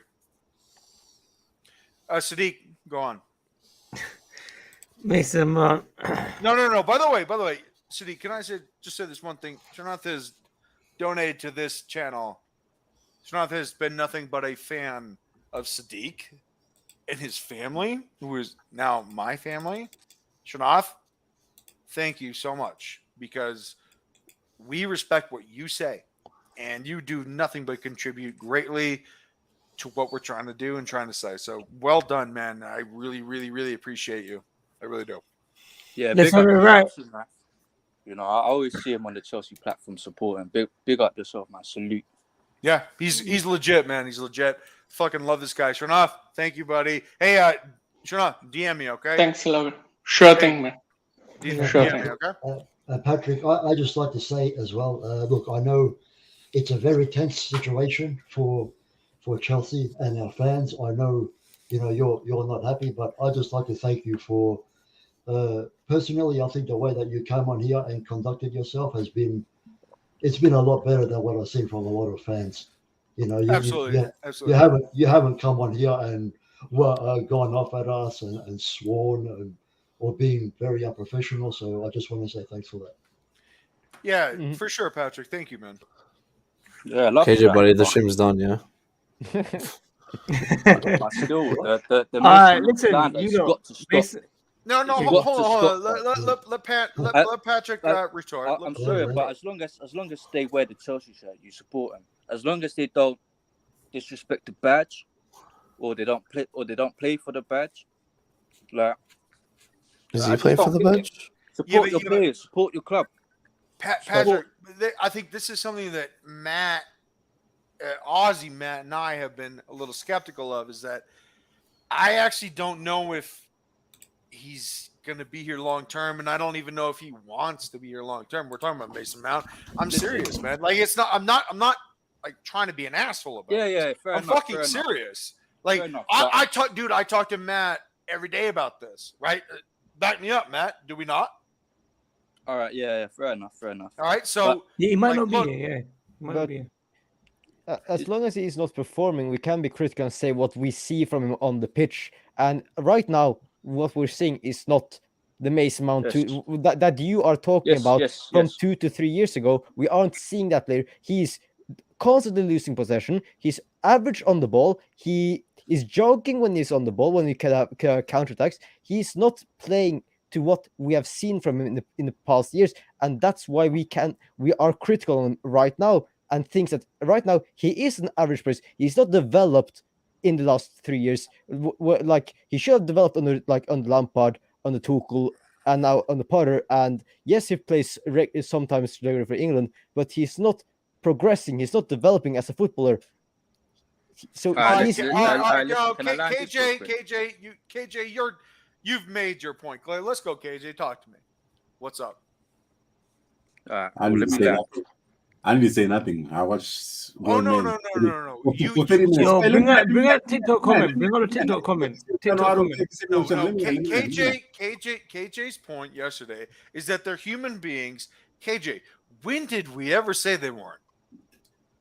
Honestly, because I watched what you said yesterday, and you know I agree with you on most things because you and I are not just like co-workers. We're friends. KJ's my friend. I love KJ. But KJ, I have to ask you. You're saying, oh, they're human beings. Dude, that is the lowest common denominator excuse for this type of thing. Like, it's not about them being human beings. It's just about reading the room, man. Is it not, KJ? Talk to me, man. My bad. No. I mean, no. I reject that. My bad. I reject my bad. You reject my bad? No, I reject my bad. No, I want him to talk. I want him to explain to me how we weren't shitting on his humanity. We just said this is bad timing. Maybe not you guys. All right, maybe not you guys. We're not. No, definitely not us guys. Hey, KJ, are you breaking up with us? It's usually that line which they say, it's not you guys, it's me. Don't say that. No, that's not what he's doing. No, my hand is up. All right, cool. My point is, all right, cool. Never mind. You can land. Land first, then I'll land. No. I actually know what your point is going to be. But my point, KJ, is this simple. It has nothing to do with the human being portion. It just has to do with timing, and he wants a new contract. And we've been playing so bad, that he's doing this thing with his ugly redhead. And KG, I don't see smiles. And now, I mean, like, with Wesley Fofana, I see a lot of smiles because I fucking adore this player. And he deserves the player of the game today. But what Mount did before, it's kind of a slap in the face to everybody else that's really pissed off at Chelsea. And, like, no one's happy at Chelsea right now. They're all pissed because there's a ton of great players and everybody's got high expectations. There's a lot of money, all this shit. And they're like, fuck, we are not playing well. And Mason Mount just feels flippant and says, oh, we're just going to dance with this ugly redhead. And I'm just going to do this thing that feels like I don't give a shit. And it's just bad optics. KJ. But that is just simply my point. It has nothing to do with him being able to do what he wants as a human being. It has everything to do with him reading the room as a professional. That's it. That's what I have to say. Okay, my plane is almost out of fuel, so let me land this plane. Okay. My point in all of this. Good one. My point in all of this is it's literally just a video. Lukaku's video was trash. That's appalling. Yeah. You don't do that. You respect that. That's not reading the room. But at least do a good dance, or a good song. Let him land. My point is, this one video wasn't even a long video. He didn't speak out against the club. He didn't do anything. It was just a video that was made. This video is causing a divide in the fan base. One video. I don't care at what moment it was released. My point is, any other footballer in a bad position could have released this video. No one would have gotten mad. But because there's a Mount's agenda, we're getting mad. This is not the problem. Hey, this is what agenda, man. Bro, we all have an agenda against him. Whether he's we don't. We actually don't. It's not an agenda. We just don't like him. An agenda. Okay, KJ. An agenda. Look. I rest my case. The plane has landed. I'm done. No, by definition, agenda is a to-do list. You are looking for the wrong word. These English guys, they use the wrong word. It's a vendetta. No, my plane has landed. The captain's out the plane. Okay, but all right. So, but do you feel as though we're right to be very skeptical about Mount? Because I got to go to Alfred because I need some more Alfred on this stream. Black Lives Matter, people. No, of course they do. I'm not, dude. You know me. Black Lives Matter, absolutely. Alfred, can you at least make me feel like we just needed this one, man? I think I might do the opposite. To be honest. Okay. No, it's fair. No, it's totally fair because no one is required to agree with me. In fact, I require everybody to not agree. Hey, your mom landed in my DMs though. What? Say that again. Who said that? That's really disrespectful, KJ, man. That's really disrespectful. Yeah. Anyway, but look. So the thing with me is, right, I'm the kind of person that's more like, maybe I'm just too laid back or whatever, but I really don't give a shit about the TikTok video. That's not a concern to me. But what's bothering me is, we want, people are talking about respecting Mount and this and that because he's He's playing for Chelsea. He's all Chelsea, and he's at Chelsea. But is he really? Right? No. Now think about this. He's a Chelsea player, but is he really at Chelsea currently? Right? Because he's the man's holding us ransom basically. Right? Now I have defended him like crazy to a lot of people many times myself. I've had many arguments over the years about saying he's better than Foden when he was being compared to Foden and stuff like that. Because I genuinely believed at one point that he was. But yeah, at the moment, you can't, he has had times when he has been fantastic, yes, but you can't look back on the past too much. Like if you did a really good job for your boss at one point at work, he'll appreciate you then. But if your contract is running out and you're starting to do a shit job, your boss is not gonna offer you more money. He's not even gonna want to have you there. Period. You got to prove yourself in the moment at the time of when you are asking for that new contract and more money. You got to be showing why, right? And Mount just hasn't been doing that lately, right? And that's what people's problem is. Not because they hate him and they have whatever words you want to use against him. He just has not been good enough, for a while now. And that's the thing. So yeah, I don't care about the TikTok video, and I'm going to say another massively unpopular opinion here. I don't even give a shit about what Lukaku did. Right? Guys, I'm gonna head out because Lukaku interview, that's a big L, Alfred. All right. Sadiq, let me tell you something, right? A man can beat the absolute piss out of me one day, right? Fucking leave me for dead, right? But if he comes back later in life and he says, Alfred, I remember what I did to you. Here is some money that will take care of you for the rest of your life. Here is $5 or $10 million, right? I don't give a shit. I'm not going to give a shit anymore. I'm going to forgive the guy, right? Because hell no! Yeah. Hell no! Yeah.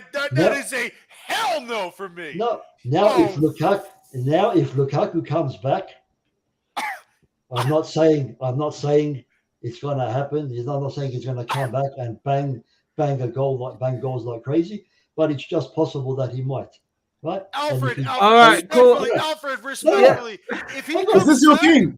Is this your king? Alfred, if he comes back, the man that beat the shit out of me, and he comes back with $1 million, I'm showing him a gun, bitch. I'm showing him a gun. You're done. The biggest howler here. There is no forgiveness. Absolutely not. That's an L. I'll take Cavani. The biggest howler here is Carlito called this man. He called this man to the ring. He said, "Come, tag me in." Exactly. Holy Shinto.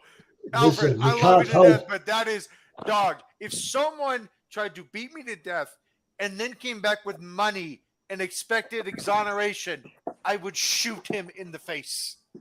That's it. Really? Yeah, I don't give, dude, no money is worth my pride. Absolutely not.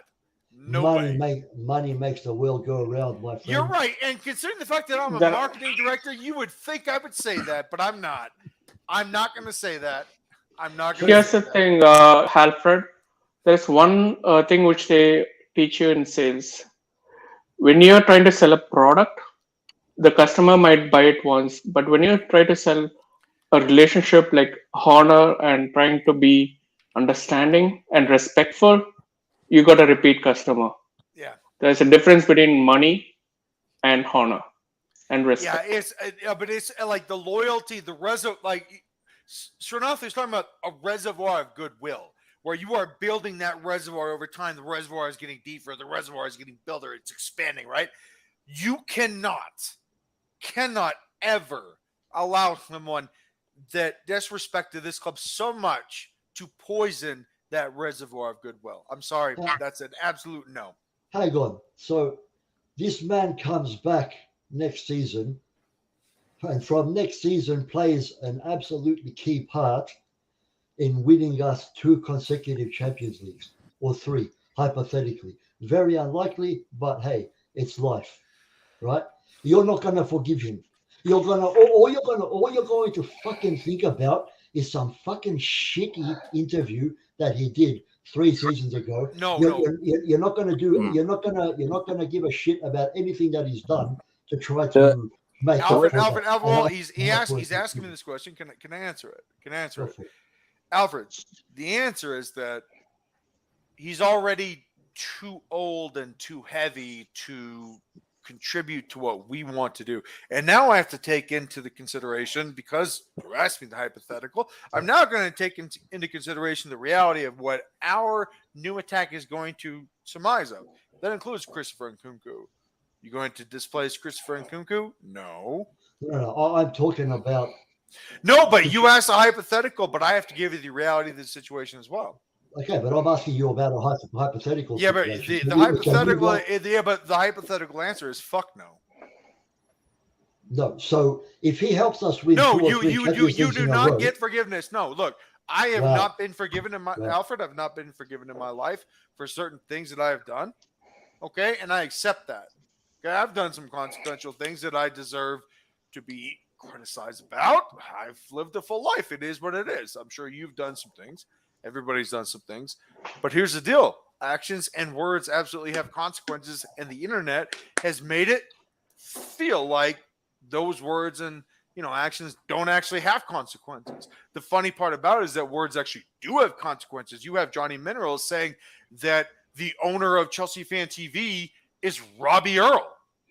And Alex had to come out today and say, no, the owner of Chelsea Fan TV is not Robbie Earl. It's Alex and all of his compatriots. Like, words have consequences, Alfred. And I'm sorry, but the reality of the scenario is that this fan base will never forgive Lukaku.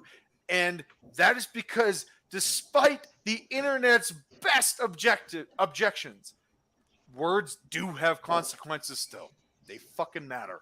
Carlito, everything, there's a lot of things in life that has consequences, but forgiveness also exists.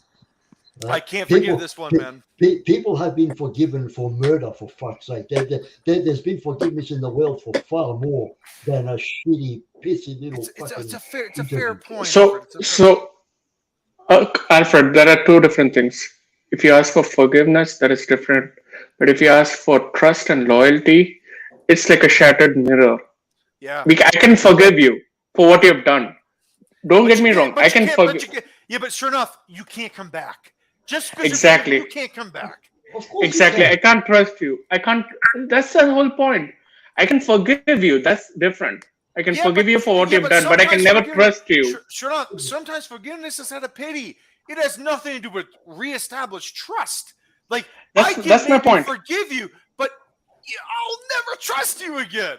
Ever. Exactly. My point. Listen, I understand what your lads are saying, right? So don't get me wrong. I'm not saying. I know you do. Wait. By the way, Alfred, I know, and this is just a conversation. I understand. Yeah, of course. But I'm not saying I want the man to come back now.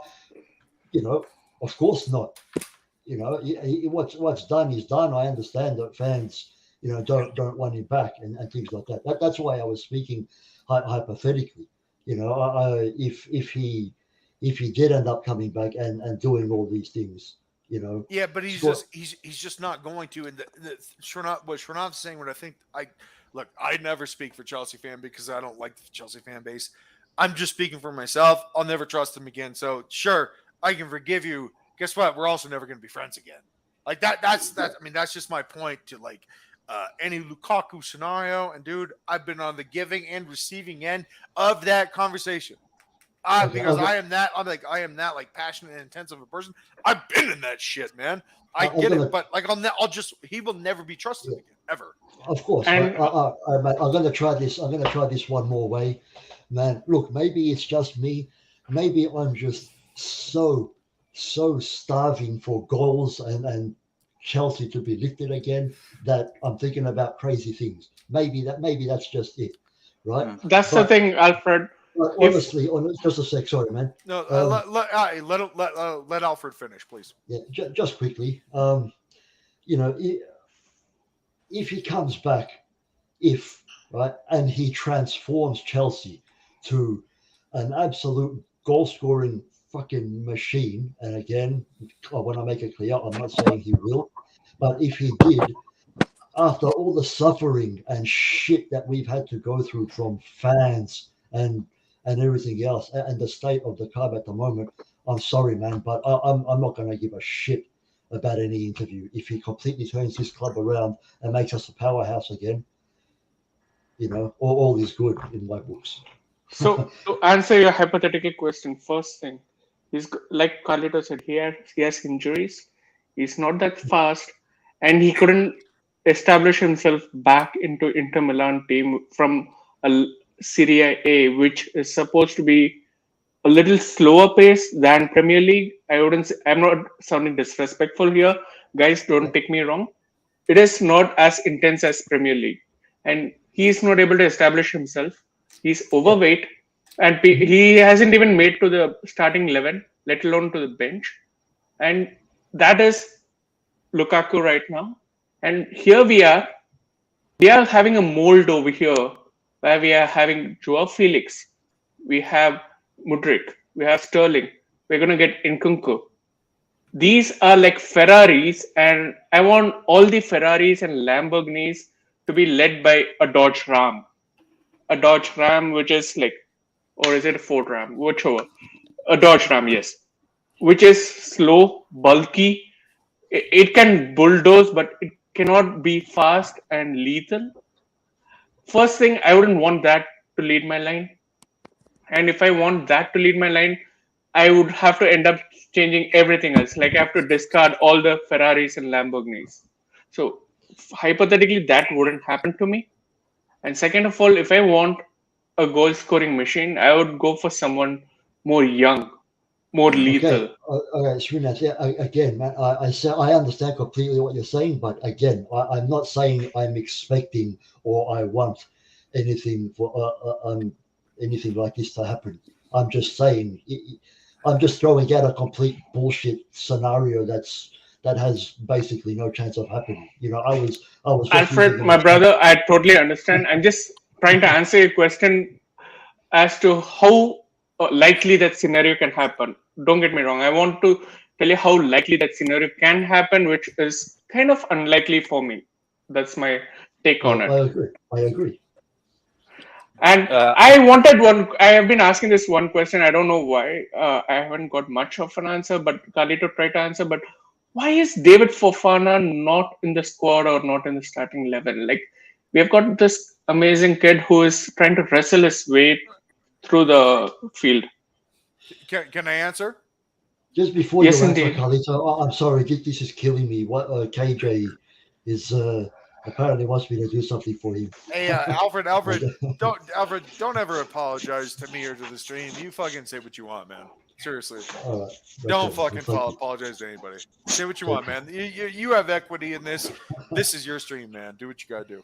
Right, thank you, man. Well, I think he's gone now. But if you're still in the YouTube comments, KJ, go for it. Let me know what it is you want me to do. But until then, Carlito, please go on. Srinath, what were we talking about? David Fofana. Okay, so yeah, David Fofana. Here's a problem, and this is not a real problem. It's just expected. He is a very quick player, right? Like everybody knows that. We saw it, against Spurs, really getting in between the lines. He's kind of an aimless dribbler, and this is just something that is an immature portion of his game. I just feel as though maybe he needs a little bit more time. Kai holds his positioning a lot more. you know, and you know, you looked at you if you remember Armando Broja, also kind of a nameless dribbler. We can't have that, you know, when we're trying to, you know, incorporate elaborate players that like to do elaborate things. Fofana is going to be a good player. I just think for this particular one, just a little bit of time, you know, just a little bit of time. It's going to be okay. I think he's going to be a good player, Shrinath. So how can we know that he's going to be a good player without giving him the minutes? That's my point. Like, give him 10 minutes. Because if I saw it, then the coaches definitely saw it that he's going to need more time. Yeah, we have seen it. He has had you know, not a tremendous amount of time, but he has had some time, and he looked very good. Yeah. And also he was also before we got Potter and stuff, he was also linked with Brighton.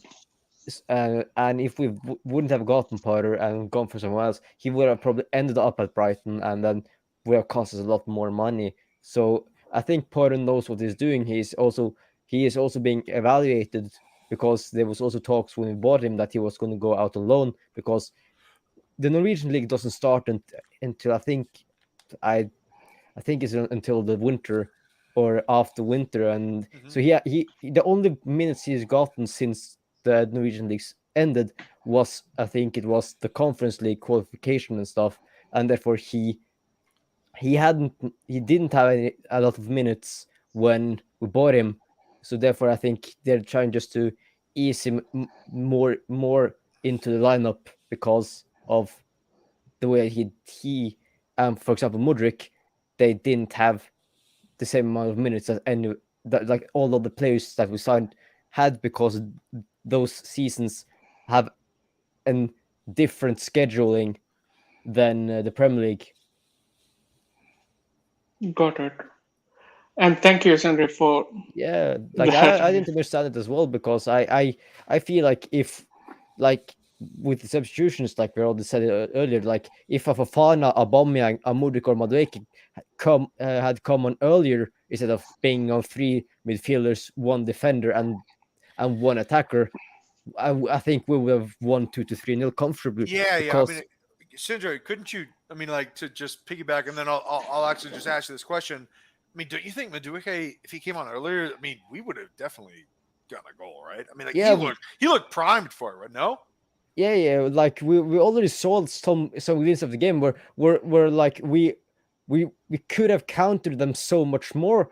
Like they were pushing so hard for a goal. They really wanted a goal. And if we had pace up front, like Aubameyang, a Mudryk, a Madueke, a Dacho Fofana, who all should have been on the bench, like I would rather, I don't understand why didn't we have, for example, Fofana on the bench instead of Hakim Ziyech.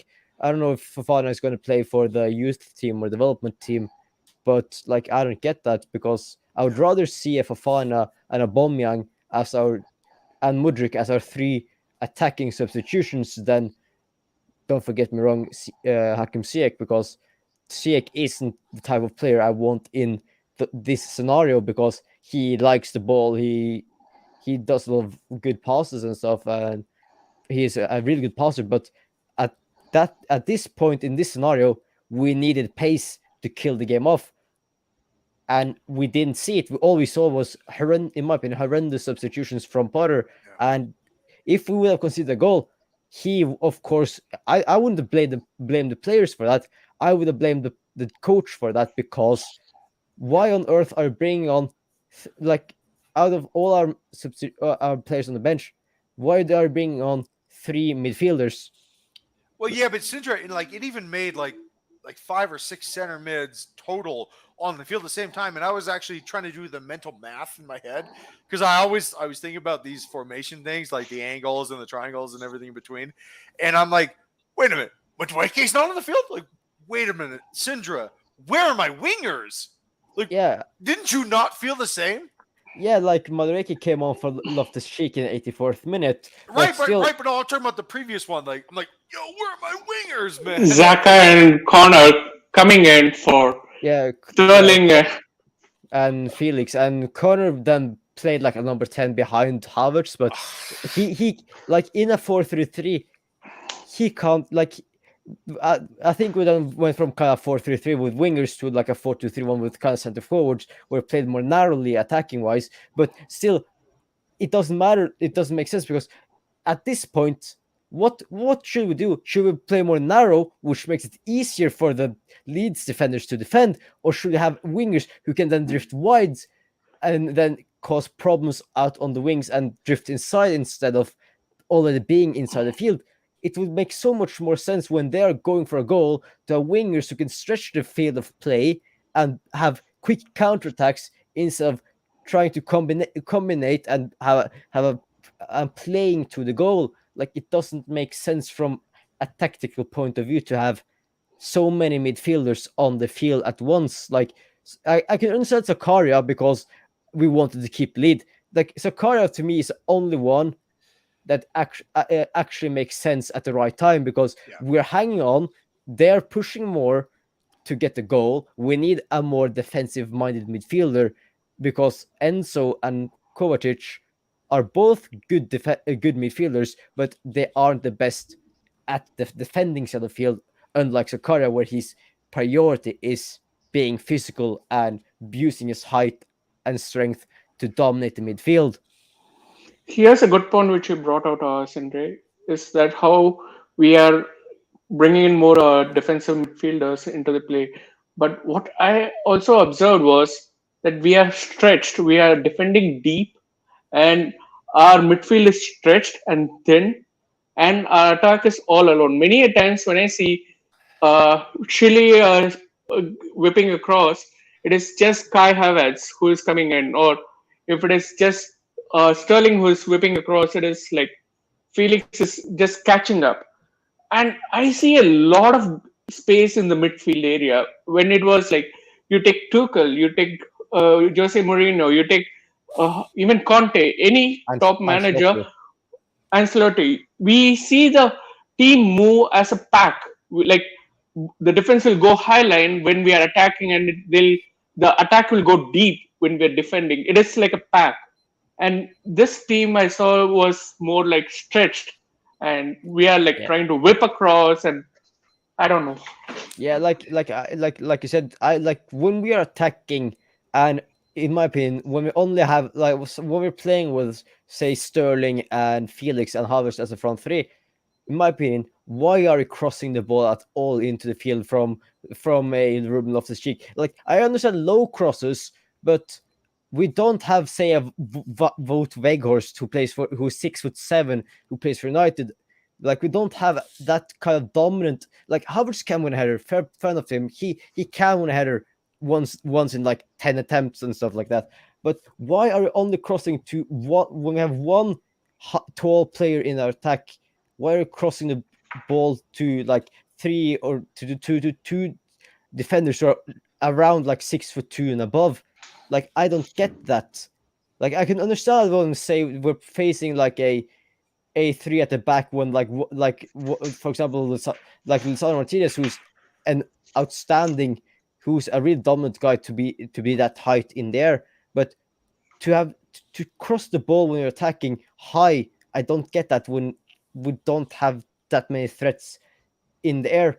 Like, I would rather try and of course play around, but it's hard when you're facing low blocks. But wouldn't you say? I mean, like the cut ball. You remember the cut ball that Raheem Felix. Sterling? Oh, yeah. Where Raheem Sterling did the 1-2, and it was actually a one-time cut ball where Felix hit the crossbar. Right? Yeah. That's actually the way that Man City does a lot of stuff. I mean that was vintage Raheem Sterling. Basically for the last 6 years, and it's good to do if you have a shorter team, which we do. We have a shorter team, and it's good to do if you have really good players that can play the ball one time. And it's kind of ridiculous, Indra, Srinath and Alfred, to me, that João Felix continues to get just unlucky because I mean both the one against Dortmund and then the one against Leeds today. I mean, those are just dude, those are. 1 inch or half an inch the other way, and those are both goals. And those are not just goals; those are decisive goals. Yeah, I agree to that. All that says to me is that eventually he's going to It'll happen. That's right. Exactly. That's why I'm always so optimistic going into every game, because although we haven't looked fantastic, we have created chances in these games, and some of the chances we have missed or just been very unlucky with. My God, man, it has to turn around eventually, and when it does, it's going to be glorious. And it could very well be in this game against Dortmund, especially if we have a similar game to the first leg. We will. Here's the thing, Alfred, is that when we are coming, and let's say Sterling is missing or Felix is missing, if we have our pack, the rebound can be taken by us. We can intercept the ball and we can try to go at the goal again. That was the whole point of the attack. The attack shouldn't be like just the front three to go and try to raid the team. It should be like the whole pack should go. I still remember the Kovacek's volley, the half volley last season, which was so beautiful. How did he get that? Liverpool, right? Yeah, Liverpool. Yeah. How did he do that? He was there when the rebound happened. Like, you're just getting the ball back, and he just ripped it. Yeah, I want to see those goals as well. Yo, he was just sure enough, he was just fucking around, right? He was like, I'm just gonna kick this, right? Yeah, exactly. Can we do it in this team right now? No, hey, and so, you can. Look, hey guys, I think we all need to bounce. It's been 2 hours, but I'm gonna leave you with a little bit of this. Just a last question, if that's okay with everybody. Yeah, of course. Because it's been long enough. My family's in town and I gotta do my thing. I'll ask you guys this last question. Now, hear me out before you pass judgment. One of the things that was really important to this team in June and July was that we brought in, a center back that would be someone not just for now, but for the future, someone that could become a really important player, a real leader. And in the summer, we bought Wesley Fofana, and then he hurt his knee and then his ankle. And in the midst of all that, we also bought Benoit Badiashile, who's very cool player, very cool on the ball, looks great, the whole deal, huge, like a monster.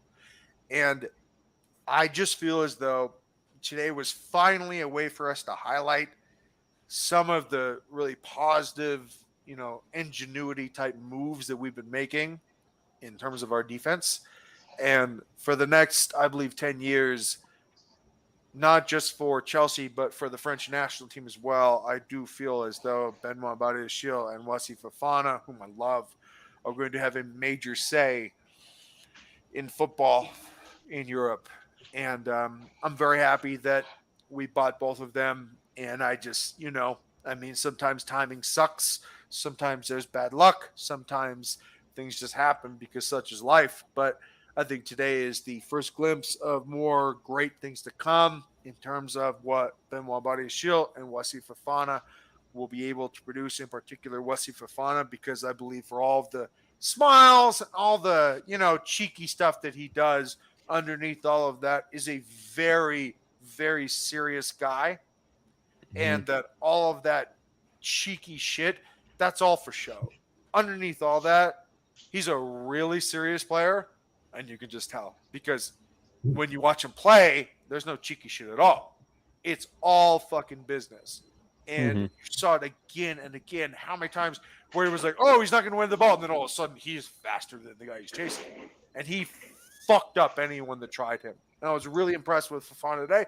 And again, looks can be deceiving. He's handsome. He's cheeky. He's clever. But at the end of the day, no, he's as serious as shit. So I want to hear what you guys have to say about these two guys, in particular Wesley Fofana, because for me, Wesley Fofana is not just one of my favorite players on Chelsea. He's one of my favorite players in football. And the most important reason is because I really, really trust him.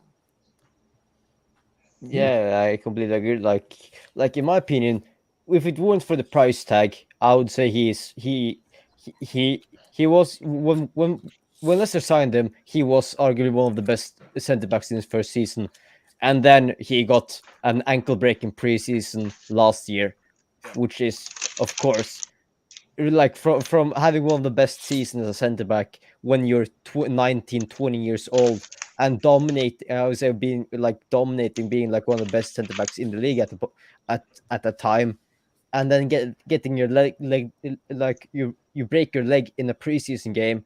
It's really unfortunate because then you of course can't continue with those kinds of performances, and of course people in my opinion people are disregarding Fofana as a player that will be a future star and become one of the best centre backs in the world because he costs almost the same amount as Virgil van Dijk, who is now, in my opinion, a shadow of his former self. He's dropped off immensely, but I think Fofana is going to, if he just can keep him fit, he's arguably going to be such a dominant figure. I think he is probably going to be like a vice captain if he stays for 8 years.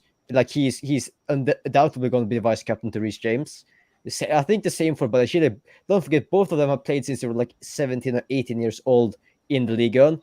Like both of them, they know each other, right? Yeah, both of them come from two amazing academies in Saint Etienne and Monaco, and I think they've both been playing together at like the youth teams for France. And I think when we have Malo Gusto, Fofana, and Bayeshile next season, I think we're going to see a lot more of a certain Didier Deschamps at Stamford Bridge because he wants to see how our defenders are doing. And don't forget, we also have a lot more other French. We both have them. Don't forget, still N'Golo Kante and Christopher Nkunku.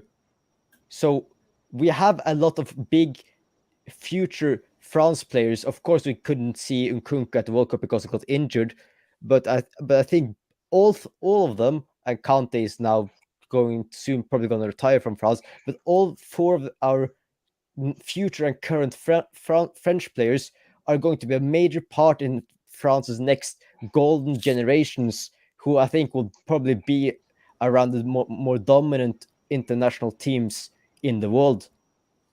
And we get the privilege to have probably like a new Terry Carvalho partnership.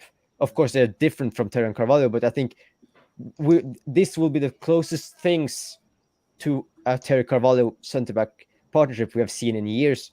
And this is bold. If there's a centre-back partnership in the future that could break that 15 goals conceded record, I think it can be those two. As it sounds mental, but that's just my opinion on how much I believe in them. One is left-footed, one is right-footed. Both are, like I would say, underrated. Like they're quicker than you think they are.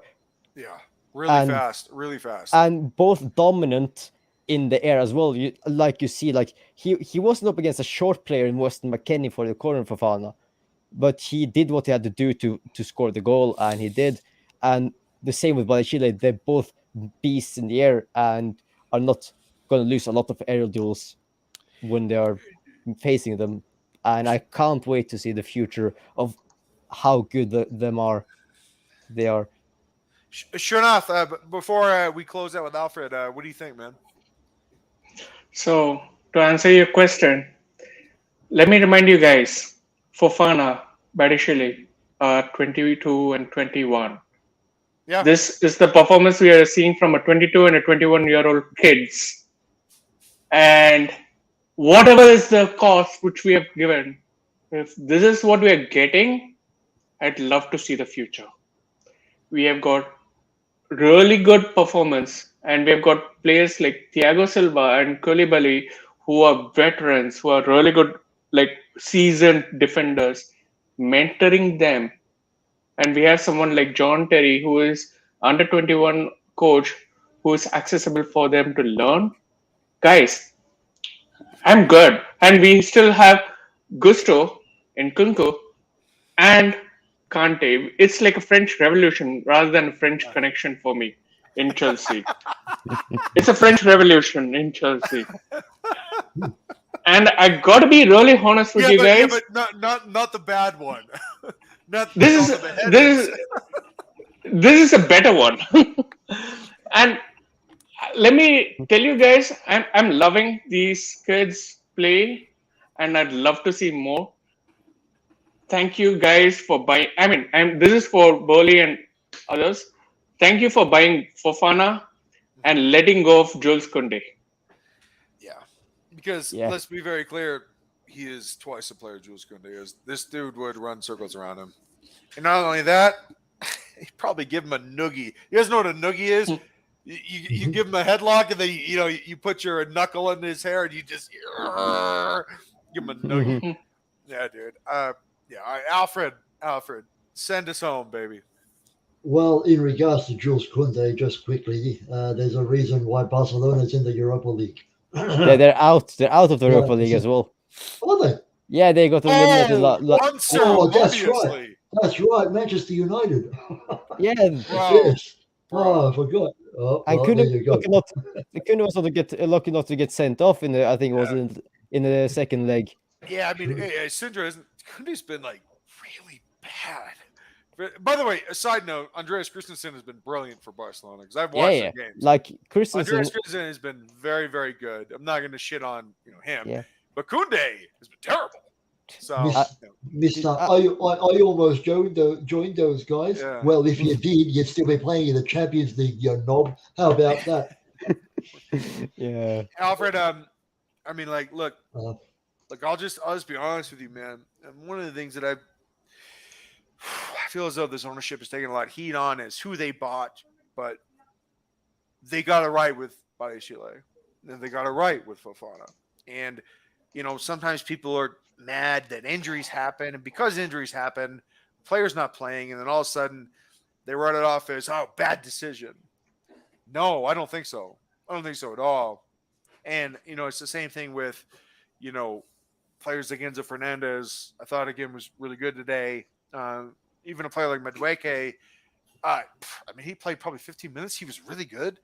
You can just tell. But in particular, Fofana and Badiashile, like those are really good signings, and those are really smart signings. Those are the types of signings that are not just hasty. I mean, Alfred, these are the types of signings where you have to really put the time in and say, like, who do we get that actually fits what we want to do? And all of a sudden, like, Benoit Badiashile comes in, and there is nothing that faces him, and he fits in like perfectly. This is actually really good scouting.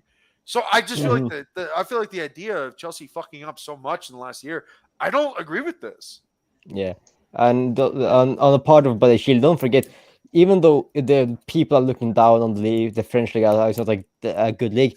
Don't forget there's great players in there. Yeah, don't forget which three attackers he has been facing, like at least 2 to 3 games every single year. He's played against Mbappe and Neymar for the last 2 to 3 years consecutively, and sometimes he's dominating. He has been dominating Mbappe and like Neymar for like 2 to 3 times. I listen a lot to like a lot of Chelsea podcasts which are talking about especially in summer when they're talking about transfer targets for Chelsea and stuff. And Badiashile has been bullying and having high performances for Monaco since he was like 17, 18, and he's been he's a bully as a defender. Like he doesn't joke around. And we signed him. He's serious. He's just like Fofana. They're serious. Yeah, and we signed him for a bargain of almost 40 million. Remember, like we talked about Koundé, we were almost buying him for twice the fee. And Koundé is smaller. He does. I don't think he's physical wise, it doesn't suit the Premier League. Like we saw that, like we talked about Christensen, who is doing well for Barcelona. He does, in my opinion, he doesn't fit the Premier League. He isn't physical enough. He I think he much rather suits La Liga. Well, the casual nature and the possession, because he's really good in possession. Yeah, and Koundé, who has been worse this season than he was last season, he couldn't even manage to transition from Sevilla to Barcelona, and but Badiashile transitioned from 2 different leagues. Sindra, but you're looking at Badiashile's, I think he's 6'4", and then Fofana is 6'3". Like, these are big guys. Yeah. And it's just, it just shows that like Koundé would never have scored that goal today. And it's just like Alfred, Shrinath and Sindra. I'll leave you guys with player of the game, and then we'll head out. Okay. Yeah, I need to go knit dinner as Alfred, well. what do you got? Player of the game. Fofana. Sindra. It has to be the guy who it has to be Fofana. I wish it was other Fofana, but a Fofana wins it for me. I'm happy. Shrinath. Potter. Just kidding. Fofana all the way. Peace and out. Yeah. Take care, guys. Hope you enjoyed a little bit of a longer stream today. And don't forget to subscribe and like and share if you want other people to come and watch us when we stream, like after games and sometimes when there are Chelsea news. It would be much appreciated. Don't forget to also check out the merch we have just launched as well.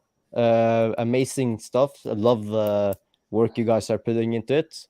Hopefully soon you're gonna see me wrap it in on stream. And take care, guys. So my player of the game is Wesley Fofana. That's because I fucking love him. But the MVP of the stream was Sindra. Thanks, guys. Much appreciated. As is quite